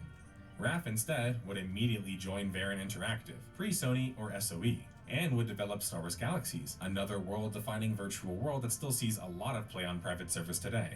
During this time, UO would see a whopping 150,000 subscribers. EA was raking in the dough, even though the creators had moved on. Sadly, I don't really think that the UO team ever really got the recognition that they deserved for creating such a successful work of art. UO wasn't without faults though. And no, not just the aging graphics and engine either, or the fact that the game was incredibly complex and difficult to pick up as a new gamer. No, a large issue breeding since the beginning of the history of Ultima Online was the PvP, more specifically, the lawless PvP that was taking place in the majority of the game. The reason this was such an issue was that because not all players were focused on combat, especially in Ultima Online, which allowed for that, or even just PvP focused, they would encounter other players who were, players like me, who specialized in fighting solo and trying to steal as much loot as possible, aka player killing. Now, player killing originally was supposed to be used by nerds like me as more of a badge of honor to describe the players killing other players against the odds and then taking their loot. But instead, player killing became a way to describe all forms of PvP, including griefing and ganking that was taking place rampantly in UO. Now, ganking is not against the rules, it's just killing somebody whenever they're not aware, but griefing, in many cases, is. Well, if there are rules. That's where things started to kind of blur lines, and made UO for a lot of players just not really fun, and impossible to even imagine it being fun, because they thought, now I can die, lose my things without much recourse. To make matters worse, as Raph Koster admitted to me in our interview, Raph wanted a hands-off approach, and wanted the community to solve the problems more so. Issue being that the players didn't have enough tools to stop the griefers. Sure, things like guards came later and even anti-PK guilds could stop them, but these were pretty limited. Bounty systems didn't exist, alignment systems were barely there, and the criminal system was very easy to take advantage of. There were also very few ways for non-PvPers to deal with these players, which is more so the issue, not the fact that the PvP even existed. That's exactly what the infamous/famous expansion UO Renaissance set out to do. Initially bragging that they were going to double the world size, UO's team would actually just clone the previous world and allow for PvP in only one of those maps, and the other map you actually had to flag for it. One world dubbed Felucia, the other world dubbed Trammel. The problem was that one of these worlds effectively allowed players to remove all risk, which meant that they could increase their power levels in banks without really anything stopping them. And this is a problem for two reasons. One, they can effectively beat the game this way because hoarding is always effective in virtual worlds. Second, the game wasn't intended to be this way. So now players could get even more powerful and grind very easily in a way that necessarily wasn't supposed to be there previously. Now, logically, why would players not want to accept this deal? It's a pretty good deal. You can go to one zone and just PvE without ever having to worry about being PK'd. But here's the thing, opinion aside, the data actually proves that it was successful. According to Gordon Walton and Raph Koster, Trammel brought back tons of players, in the dozens of thousands even. So it was a success, right? Case closed. Well, sort of. While it might have brought back initial players, there's no guarantee that those players wouldn't have quit for another hardcore reason. Especially with the more casual MMORPGs on the horizon. Worse, the most memorable aspects of UO, included in the reviews concerning the game, reflections, recollections, postmortems, and more, was about the PvP. Whether it was being ganked, griefed, ganking somebody, being a PK, or even like an anti-PKer. This means that, in my opinion, as even Raph admits, the better approach, which Raph even now seems to be more inclined to agree with too, in a modern context, would have been to properly fix the systems instead of just removing them outright. But this requires you to, as Raph postulates, to essentially become a governor/government, to make sure that you can rule the community properly, which is not laissez-faire. But Raph told me that he doesn't really see a way that the laissez approach really works anymore, not with the harm capable whenever it's present. Partly thanks to just compute power and tools we have today. Second, we have, as operators of online social spaces, mostly abandoned worrying about how people treat one another, which leads to modern social media as a cesspit compared to what the internet used to be like. Too long didn't read, or in this case... Yeah, and I really miss it. I do a lot of cussing at people on my stream, but that's my stream. In the game, I don't often talk shit in the text chat. I don't actually usually talk shit to people. I haven't done it for years and years. In the game itself, I almost never talk shit. Unless it's PvP and it's expected, or somebody's harassing me or something. But like, you know, yeah, like, and I'm toxic. I'm not trying to say I'm not toxic. I'm trying to say that, you know, I don't go out of the way to go cause other people problems. You can see it. I don't do that. I don't even have my mic turned on, and haven't for years, you know, for like 2 years now.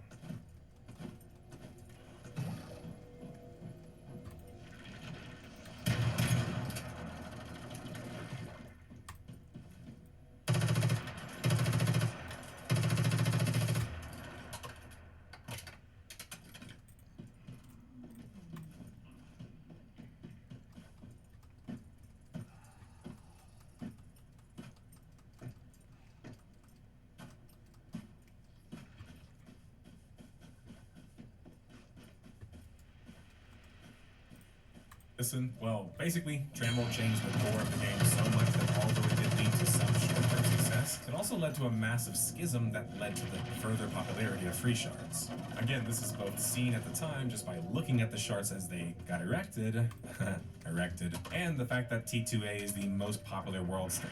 Whether that's just because of the Tramwell that comes after it is arguable, but it shows that perhaps had Ultima kept some of the servers originally to enact the same concept, there could have been a way to retain those players instead of losing them. That being said, I think it's unfair to call Renaissance a bad expansion, which sometimes players do. It was actually a response to a lot of player feedback, and things worked out for a time. It's just more that in some ways it was unnecessary if more time and thus planning had been put into constructing those aspects of the world. Remember, the game was really rushed. Or if they had plans that were put into action to alleviate the problems much sooner. Well, of course, I think there could have just been a middle ground. Why? Well, because we've seen it in games like RuneScape and the entire survival genre. And when all else fails in a synthetic world, you can compare it to ours to find similarities or inspiration. And, well, is crime rampant to the point that society doesn't function like UO was early on? Well, no, of course. And for many of us listening, we can think of a dozen reasons why. PvP and the loss of items will never not be an addictive aspect of virtual worlds and online gaming. But the bad arguments and toxic people who defend it to exist without proper systems. But it won't work that way. That's a world where wolves are just feasting on every other kind of animal, aka gameplay style, and forcing them to quit the game. While many PvPers can wear it as a badge of honor to do this and call those players like Care Bears and stuff like that, there's no place for stuff like that anymore. When Minecraft was one of the most popular PvP games, you have to start to reevaluate things. Maybe just calling people Care Bears because they don't like bad systems is not a good way to bring them to join the PvP content. Many of these games that found success with these mechanics, such as Albion and RuneScape, had the benefit of evolving their systems over many years or just borrowing others. Ultima Online can't really be blamed for the PvP grief saga. Nobody really knew what players were capable of yet, especially without much precautions to stop them. Some people say, why don't they just shrug it off? And I think the thing that they miss is some people are logging into the world and they say, to have fun. I'm in a boxing arena. Yep. Punching's part of it. And other people say, I'm in a park. Yeah. Well, the same thing that is totally fine in a boxing arena is way out of bounds in a park. Although the sub numbers would jump back up, the success of UO wasn't very long-lived. In fact, the sequel, quietly being worked on in the background, was canned publicly March 2001. With a desire for the team to focus again on UO 1, which is what they originally wanted to do anyway, except now most of the original team was gone. This was a crucial blow for UO as a franchise, and Origin Systems as a company, because it would lead to a whopping layoff of over 200 employees, with the remaining members departing to join Destination Games with Richard Garriott. EA's mishandling of UO started from the beginning, and it really shows how bad many corporations like them have affected the virtual world industry. The third Dawn expansion would hit March 27th, 2001, and it would bring with it a new 3D engine and client. And although that might seem like a positive thing, it would actually end up being quite hated. Not only did the player base still playing UO not really care for 3D yet, or at all, hence them playing UO in the first place. In many cases, the 3D models were really low quality and low poly, and in different style than UO's actual 2D sprites and art. It was kind of like PS1 graphics. And remember, the PS2 came out a year before. Yeah. My issue with the client, besides those issues, was that the performance was quite poor, and it being a bit of a misunderstanding of expansions of virtual worlds. What I mean is that expansions for virtual worlds historically have never been about bringing in new players, but more so, retaining the old ones. I don't know how much of the old player base was even asking for such an update, and yet EA and Origin would somehow, and for some reason, attempt 2 more similar clients that many would abandon just for better custom clients anyway. Lord Blackthorn's Revenge expansion would drop February 2002, and despite a lukewarm reception being a mostly story-focused expansion, I actually thought that it was quite neat, because it featured the Spawn comic creator, Todd McFarlane, as a writer. After the departure of Richard Garriott, UO was without its helm, story-wise, and that void was filled. The Age of Shadows expansion, which is probably my favorite post-T2A expansion, would add the Paladin and Necromancer archetypes in the form of their additional skills. Anytime new skills were added, I was a fan, as this is how old-school RuneScape has managed to keep its old game still new.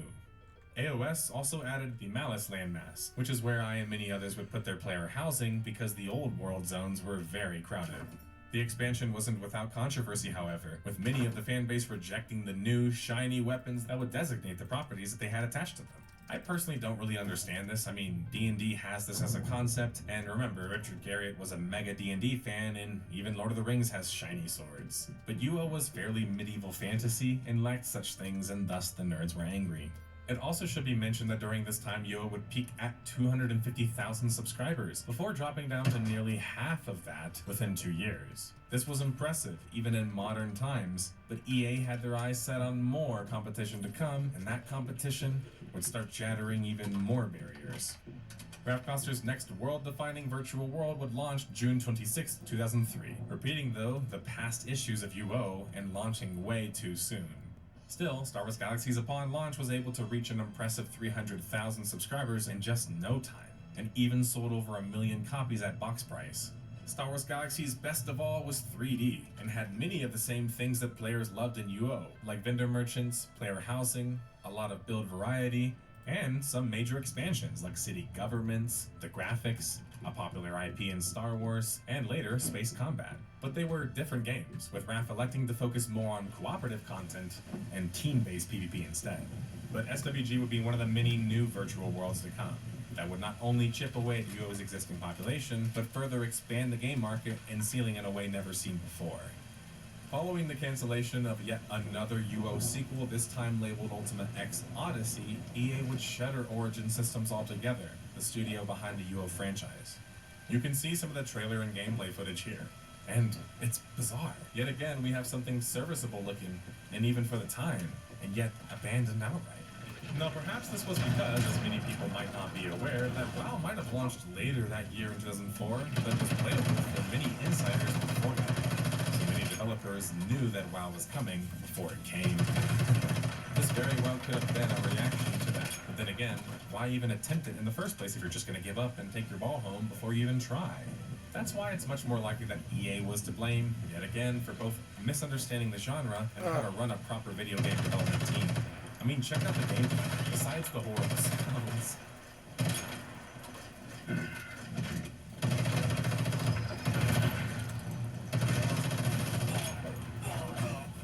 it doesn't actually look half bad.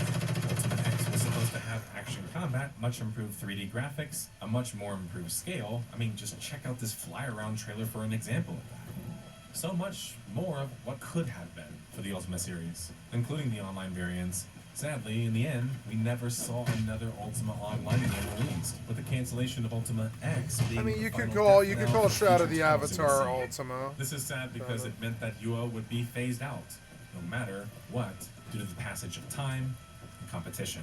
And that also many players would never get the chance to see the beauty of the game in a more updated format, or even in the older format, just because it was so old.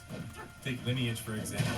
In the East, it's just as old, just about, as UO. Yet it's still around and kicking, and makes a boatload of money. More than UO does. On top of this, the series of Lineage itself has had like 10 spin-off games and 2 sequels and like 2 stolen projects that became games. I guess I just wish that UO got something closer to that fate, but I guess they didn't have the benefit of NCSoft running things. just before the launch of EverQuest 2 and World of Warcraft as behemoths, and UO would launch the Samurai Empire expansion, featuring the samurai and the ninja archetypes. Now, fun fact, or not so fun fact, this expansion was led by a later canned Blizzard development for harassment. And, well, it wasn't a very liked expansion either.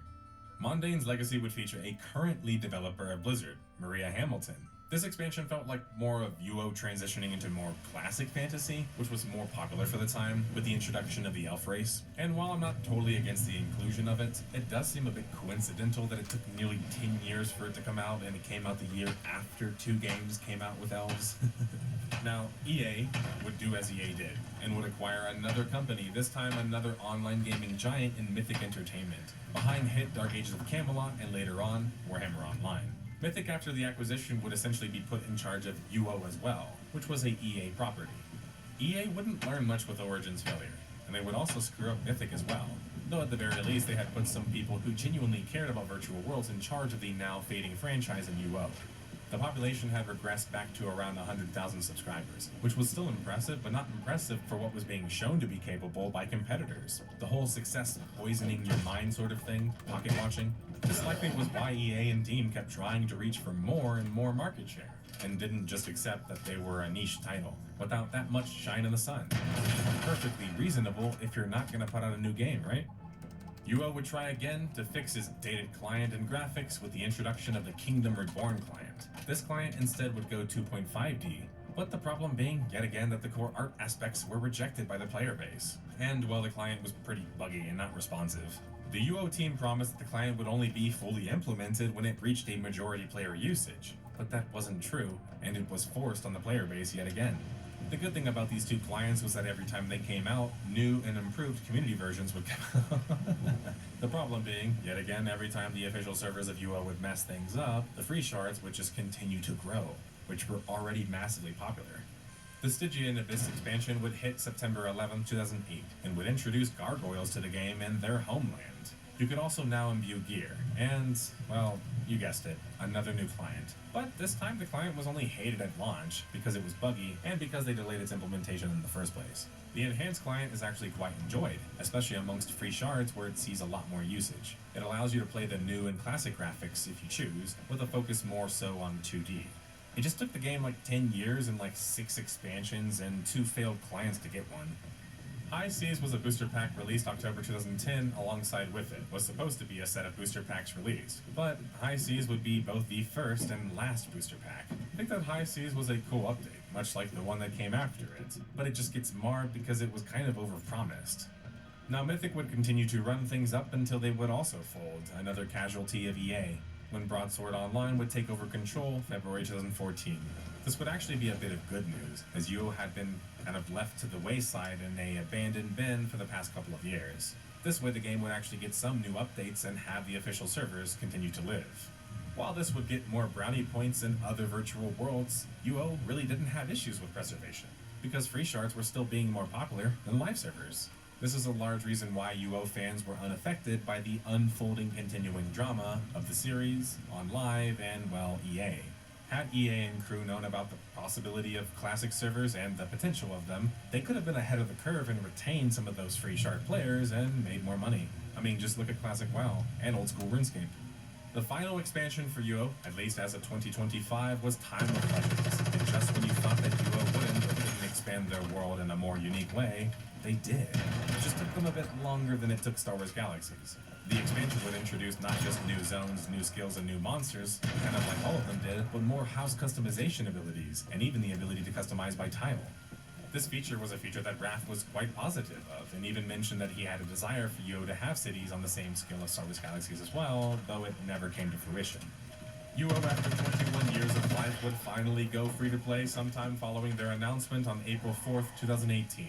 Broadsword would also claim to outlaw multi-boxing, which had become a necessity to compete in old-school games like UO.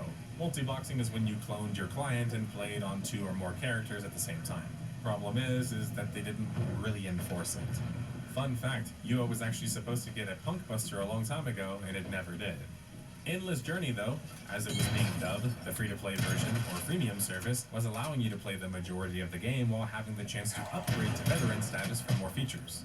But while this was impressive, yeah, you guessed it, free shards were even more impressive detectives and offered far more than the live service, whether in terms of the player base, variety, or content. UO Outlands is a perfect example of this and would become a behemoth free shard when it would drop September 2018. UO Outlands featured a new massive custom map, brand new dungeons and points of interest, and improved gathering and crafting skills. There's much more, but I'm not being paid by nor asked by Outlands to advertise this. I just wanted to mention it because a lot of my friends play on that server and had great experiences. UO Outlands allows for aging UO players like myself and my friends the chance to play the same game, but with new tricks and new wrinkles to it, all the while continuing to expand the game in ways that Broadsword, a glorified maintenance mode developer, just couldn't and wouldn't. An example of this is how little Broadsword was actually updating the game from 2022 to 2023, past the maintenance mode updates. Things got so bad that people were wondering when the supposed new server was even supposed to come. But Broadsword was managing more than just one virtual world now, with Dark Ages of Camelot also under their belt, and had very little resources on top of that, and very little staff working on the game. Meanwhile, on Free Shards, which feels like half of this episode, in the next episode concerning Free Shards, another update would come out for the much-loved and played Outlands server dubbed Wildlands. More land masses, more dungeons, and more places to live and fight, and much more, such as the naval additions that came later on, and then some from live. UO Outlands really is the most expanded way to currently play UO, and features the most active community. It's really a testament to the community of UO and UO itself to elicit that level of fandom and loyalty. I mean, it's not like these guys are making bank doing this. They rely largely on donations. That's just pure nerddom, detectives. The strongest force that there is, I should add. UO just changed so many people's lives, and it's still doing that 28 years later, and making people so inspired that they're still innovating on the game design. While Broadsword was slow to move, they would finally strike in a big way with the new Legacy server. The new Legacy server was a truly novel experience, though many players felt like it was poorly advertised because it seemed to advertise more of a classic experience, though it was more of a modern experience and realized version of UO that I will explain. First off, you start by choosing your path from 3 NPCs in a tavern, which feels lifeless and pretty unimaginative, I might add. You then choose a class, which means that the UO skills have been repurposed into actual classes or archetypes that you would choose from. And finally, you progress in the game by completing quests, kind of like a classic Deku Mud or WoW or EQ style game, which was nothing like old school UO. Now, I don't have issues with the server personally, besides with how much it was advertised to the classic players in a misleadingly way. But I think that it shows little faith in the UO team, or what's left of them, that they actually have in the core game ideas itself. I mean, technically speaking, New Legacy as a server isn't an MMORPG according to Ralph Coster, because it wipes and thus lacks permanence. And repurposed novel servers are cool, but it's already what the Free Shard server community was doing. But I can't fault Broadsword for trying to do things and novel things, especially when they had such little resources. With such few resources, Broadsword seems unable to do anything more than community teams at this point.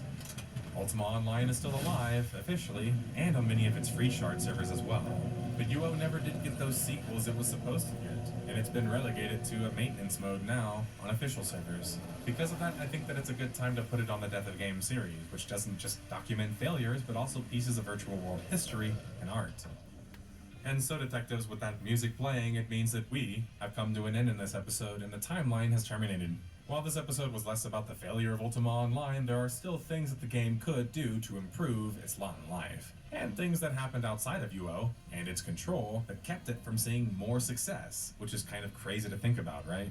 UO could have been the West's lineage, and unfortunately, we only ever got one virtual world out of it. And so, what were some of the clues that led to UO not being so successful as it could have been, and slowly fading away from popularity and the mainstream focus? It was the father of MMORPGs, which comes with its positives and... Hello gamers, it's nice. I hope all of you glorious veterans are having a nice day. Today we have an interview with creative director of MMO Ashes of Creation, Stephen Sharif, and we will be discussing some recent drama and debate around the community involving suspected exploiters of this Alpha 2 test. In today's video, I'll catch you up on everything that has went down, then we'll get to the interview with Stephen Sharif, and then close out with an interview with T. Muggsy, the leader of the Polar Guild. the guild whom apparently was found to be accused and punished the most for exploiting. We also have some secret info from a guild who once allied with Polar until they were made aware of the exploiting occurring.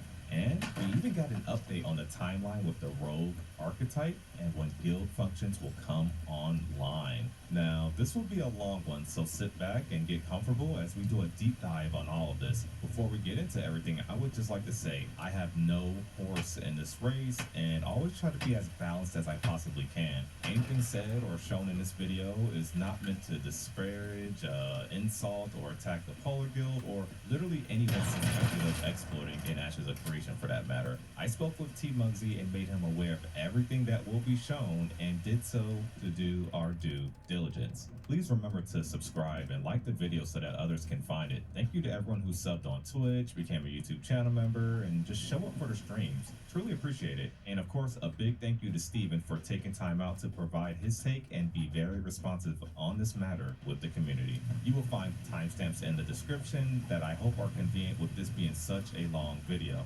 Now let's get into the drama. Ashes of Creation is currently early in its alpha stages, hosting a true work-in-progress alpha test environment for its eager gamers. It is not intended to be a game or even be perceived as early access. I've spoken about this in previous videos, but to reiterate, this MMORPG recently entered the Phase 2 of its Alpha 2 testing on December 20th, 2024. This quote, launch of Phase 2 near Christmas break would come with some strife from the community.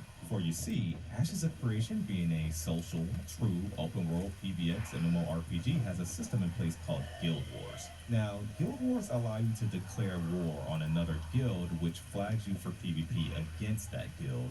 This circumvents the corruption / normal PK system interactions. This is intended to be used for a variety of reasons, but typically there's another thing on the blind spot, but more than likely, it's because there's a beef or rivalry, drama, or something like that there, right? Well, pay attention because here's the kicker. Guild Wars reward the winner of the war. These rewards are dispersed to the entire winning guild and include things like the currency of gold and XP scrolls, most notably. Gold gain is an obvious, impactful reward as it directly affects the economy, which, by the way, is among the main focuses of the phase. And I don't need to speak on the value of XP scrolls in a game where leveling can be very challenging, contains XP debt, and is just time consuming to say the least. Well, within 2 to 3 days of the launch of Phase 2 servers, guilds were already spamming Guild Wars, already max level, and they were spamming these Guild Wars to circumvent the leveling and grinding process. To make matters worse, a lot of individuals of various guilds were found on video to be exploiting mobs in the leveling process. More on that later, as I'll be showing some of this footage and images which appears to allegedly show admission and acknowledgement of these exploits. But as far as the Guild War spam goes, some did it more than others, and the most notable or rather popular offender was in fact the Polar Guild of the Vira server. The Guild Wars did not have a cooldown, and as the guild leader will explain later in this video, they declared war on everyone and reaped the rewards, causing an abundant amount of complaints throughout the community, whether it be zone chat, Reddit, forums, various Discord servers, or I think I even saw a post about it on MySpace. Steven took to Discord to make the following announcement on Christmas Day, warning players not to abuse the system and warning that they will be taking action. Fast forward to late January, and Steven made the following message detailing how many counts were actually against and what punishments were given. This put the community at ease, though it took quite a while to get this done. Most of the studio had been gone for the holidays, and upon their return, they had to go through each account extra carefully and inspect logs using their data tracking tools. Well, those actions finally took place yesterday, and the official Ashes of Creation Discord went on fire once the servers finally came back up for people to play. And some players noticed that their characters were deleted as a punishment. Everyone was in chat either celebrating or complaining. The Polar Guild Zerg chat as well to plead their defenses to the situation and express their dissatisfaction with Intrepid's decisions. There was a lot of debate on if it was justified, or some people actually felt like the actions taken weren't enough. They wanted to see permanent bans. Some people felt like no action should have been taken. it was debates on all sides. Some members of the Polar Guild were stating that they were never even warned about Guild Wars spamming not being allowed, and feel an intrepid developer even gave them the green light to do so. I personally didn't interpret this message that way, but I guess different people can, obviously see it differently. Believe it or not, that's the short version of things. With that being said, we'll get right into the interview with creative director Stephen Sharif. Do keep in mind this was very impromptu, and upon messaging Stephen, we were on a video call literally 5 minutes later, so no prep, and today's interview will of course just revolve around the recent news / drama. Afterwards, we will have more to follow, so stay tuned. Hope you guys enjoy. All right, Stephen, first I just want to thank you for doing this for me, for the community, especially on short notice. Well, you know what I liked nice about the interaction we had today is that you had a question, you shot me over the question, and I answered it relatively with some quickness and some clarity. I think that's the type of relationship that should exist between the content creators who are invested, obviously, within the successful outcome of the game and the project, and the development team, right? That's why this exists as an open development. Yes, yeah, I appreciate that. There's not too often where you can kind of get like a straight line to the CEO. There's either PR, you either get PR speak or long delays or nothing at all. So I think I said this during our interview last year, but I'm not used to seeing a development team so interactive. That's not just you, that's like literally the whole team. So you guys are pretty approachable and transparent, which is I think one of the many reasons that's kept me around, so appreciate that. And yeah, you responded really quick today, even before the announcements were made, so I like that. Yeah, and to be fair, like that's a top-down directive when it comes to, the studio, the project, the team as a whole. We're very encouraging of our developers to interact with the player base, with the testers, because in my opinion, it's that level of interaction that is obviously going to yield the best possible outcome when it comes to the successful completion of Ashes. I'm actually glad you brought that up, because that actually, it's something I'm going to be discussing in this video, but did you feel at some point that could become... You locked up my control, piece of shit. Piece of shit, developer. Stop locking up my controls. Today where some members of the community... Every time I go to fight something, you lock up my fucking controls. Or they start saying stuff to you, they're pinging you saying, hey, what the hell, Steven, this isn't fair, and fix your shit, and blah, blah, blah. No, for sure. I mean, to answer the question outright, no. I don't think that that's going to stop the level of interaction. I do want to kind of champion as much as I can a little bit of a shift in the way that, we, and I can say we because I'm a part of the players of MMOs, of games, but that as we as players kind of look at development teams, look at developers, look at, these companies, because there are real people behind the screen, right? And when you think about the types of actions that there was some drama about today with, us banning and deleting characters and whatnot, we are doing that, and it should be viewed as a very positive thing because it shows our commitment to ensuring that there is a level of integrity within the game environment that we're trying to create. And a lot of companies don't invest in that accountability loop for the players because of a few reasons. One, obviously, it takes time away from potential developers or community team members who have to investigate those actions. There's a level of investment required on the company's behalf. That's the first reason. Second is because it's abrasive, right? It is something that can be a friction point for the player. And you have a real opportunity to lose those individual players. So the company is, in a sense, disincentivized to take those types of actions against certain groups of players. But when my primary interest is ensuring the integrity of the play space and the environment, of the testing environment that we have, ultimately I believe that the long-term outcome, the return on that investment, is a place that players can feel confident their efforts are going to be rewarded, and the people who do not put honest effort towards their progression will be actioned upon. So people, I think, even if you're a part of this group, It should be more of a reflection about like, how can I better participate or interface with this? Yes, I get it. It's a sweaty environment. It's a competitive environment. We're a PvX game that's going to, obviously attract certain types of player groups. But if there is confidence that it's going to be a level playing field and that those sweaty players can invest meaningful and honest contribution towards their progression, and the company's going to have their back in that regard, then ultimately I think the experience is going to be improved as a result. Very well said. Very well said. No, it wasn't. And so, and just to double back, I'm sorry, I went off on a tangent as I often do sometimes.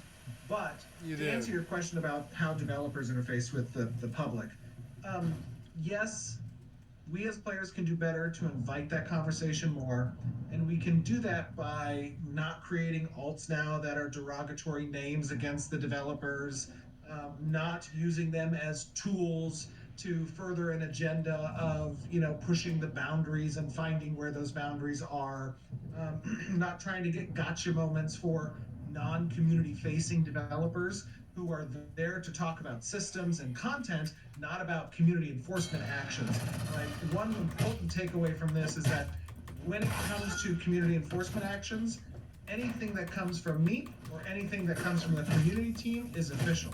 If it comes from a developer that is working on the project, that is not his source of definitive statements on our community service action. Especially if it's Planendorf, he doesn't matter at all. Especially Planendorf, that's right. All right, that's good to hear. I want to move forward to today's bans, as you were just speaking on. How do you expect players to find the line between what's a bug, or just finding a bug, discovering a bug, or abusing it? I mean, it should be common sense, but there's certain things like with, I guess the main thing of this ban wave, which was mostly from the little bit I do know, was with the Guild War spam. Now, for anyone that doesn't know, the Guild War spam, you declare war in a guild, open world PvP anywhere, and you get rewards, XP scrolls, potions, everything like that. And a guild by the name of Polar, and I interviewed their GM, which we'll have in this video as well.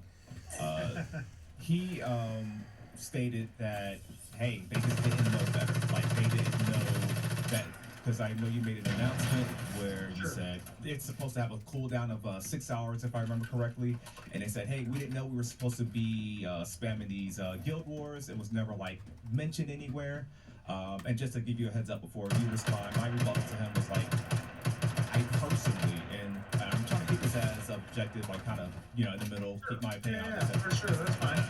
But my response to him was, well, you should know, like, obviously that's not intended to a certain extent. Doing a couple of guild wars is fine, but after a while, 20 plus guild wars or whatever the case may be, although someone told me, I think in his interview with Glidus, he said he only did 4. But regardless, he said how were they to know? So how do you communicate that to the player base? So the first thing I would say is, let's take this from a more generic perspective. How do I know what I'm doing in the game is an exploit or not, right? The first thing I want to say is that, we don't ban or delete tunes because they've engaged in an exploit, or even because they've engaged in perhaps a few exploits. As part of this stage of development in alpha testing, I set the thresholds relatively high when it comes to identifying individuals who I feel are disrupting the play environment through these exploitative acts. So nobody gets banned or deleted for a few instances of engaging with a bug or an exploit. That's to be expected. We want that. We want to have filed bug reports for those things.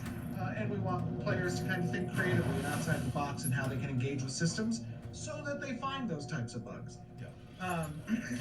What I will say is that when your engagement with a bug or an exploit or something that might seem off starts to touch your spidey senses of maybe this isn't the intended progression. And in this particular instance, when talking about the Guild Wars, there was plenty of global chat conversations, of forum posts, of Reddit posts complaining about these activities by certain groups. So there was a lot of opportunity to take a pause, to inspect and say, is this what's intended? Right now, of course, you can always engage with the moderation team, with the CS team, or even pinging me in Discord to ask certain questions, and we'll respond in a relatively timely manner. I think that over the course of the holiday break was when we were seeing this initial utilization of the Guild War exploit, which is, of course, there's going to be some level of understanding when it comes to our time to response during that period of time. But we did give a response on that front. The other thing that I want to kind of comment on is that, look, I have joined a lot of guilds in the game. I eat, live, breathe, do everything possible, Ashes of Creation and the development of this game. And not only that, but I was the type of player who would exploit often. And I was the type of player who would cheat in games that were very competitive because other players did it and the companies did nothing to stop it. So as a result, my competitive bone, of course, is going to say, I'm not going to let you do something that you're not going to get penalized for. And again, that's the type of atmosphere we want to perturb. So these tactics, the mule accounts, the backroom leadership channels, the discords that you're a part of, we see these things too because we give a shit and we're in the community and we're involved with the community. So please understand, this isn't some alien company that's detached from the player base. Yeah. We as developers are there with you and you don't know it in the vast majority of cases. Now, there have been some guilds that have found out who I was because they could hear me past the voice modulator that I have. And on one occasion, I accidentally didn't have the AI voice mod changing my voice, and I thought I did, and they were like, "Wait a minute, Steven!" But I've been relatively successful, and I encourage my developers to do the same. Now they can, with much more ease, be a bit more incognito amongst the guilds because there's not as much familiarity with the voice or the speech habit. But you know. By the way, are you mad that I kicked you out the guild?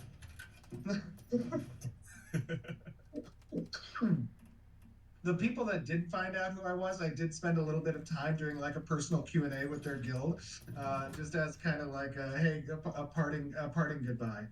But I'm sorry. So let me get back on track. What was the original question? I'm sorry. What was the original question? I'll make sure I answered it. No, I think you answered it. I think you answered it. And pretty much what I want to get through or make sure that you guys at Intrepid is doing is that you're setting a precedent. And I know that's something you spoke on like before Alpha 2's launch, is that you've been in these environments, you've played these MMOs, you've been that guy, like you just said, that was the cheater, that was the that participated in RMT even. So it's really important to set a precedent. RMT. Yes. I received some messages today which you kind of reassured me wasn't the case, that there might be some favoritism. How does your team, and I just want to give you a platform to knock that out, when some players feel like, oh, you're being nice to this person because they bought this earlier pack, or because they were Kickstarter, because they were Phoenix Initiative, because they brought in a lot of Alpha 2 bundle packs purchased, and go through how you guys have a blanket approach, I guess, or what your approach is when it comes to these situations. Yeah. So just to be really kind of specific on the pipeline of how we operate with enforcement actions, is we obviously have a communications platform called Slack that we use.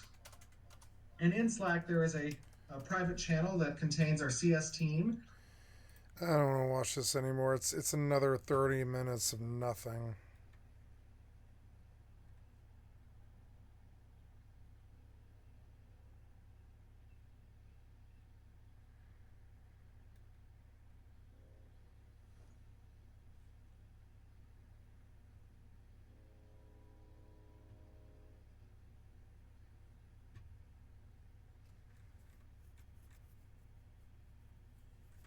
Oh, yes, I was going to watch this, sir. It took a lot of work to get where we are. There was no one I could talk to about this stuff. No one else was doing it. This is not something you can Google.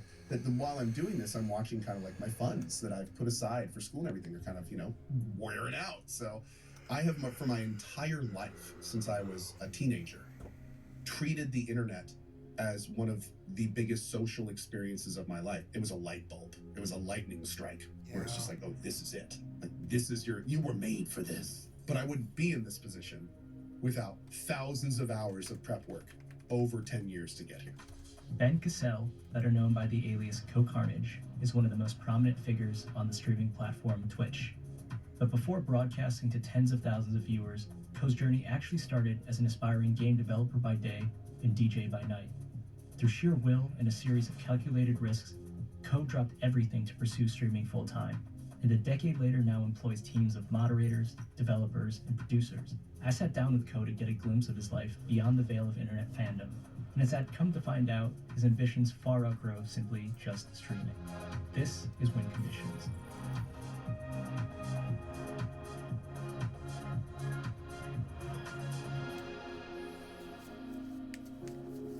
Well, so my biggest question, we've chatted, we've been getting to know each other, through both like your professional streaming days and what you've done on camera. I was curious to ask you, who's like Ben?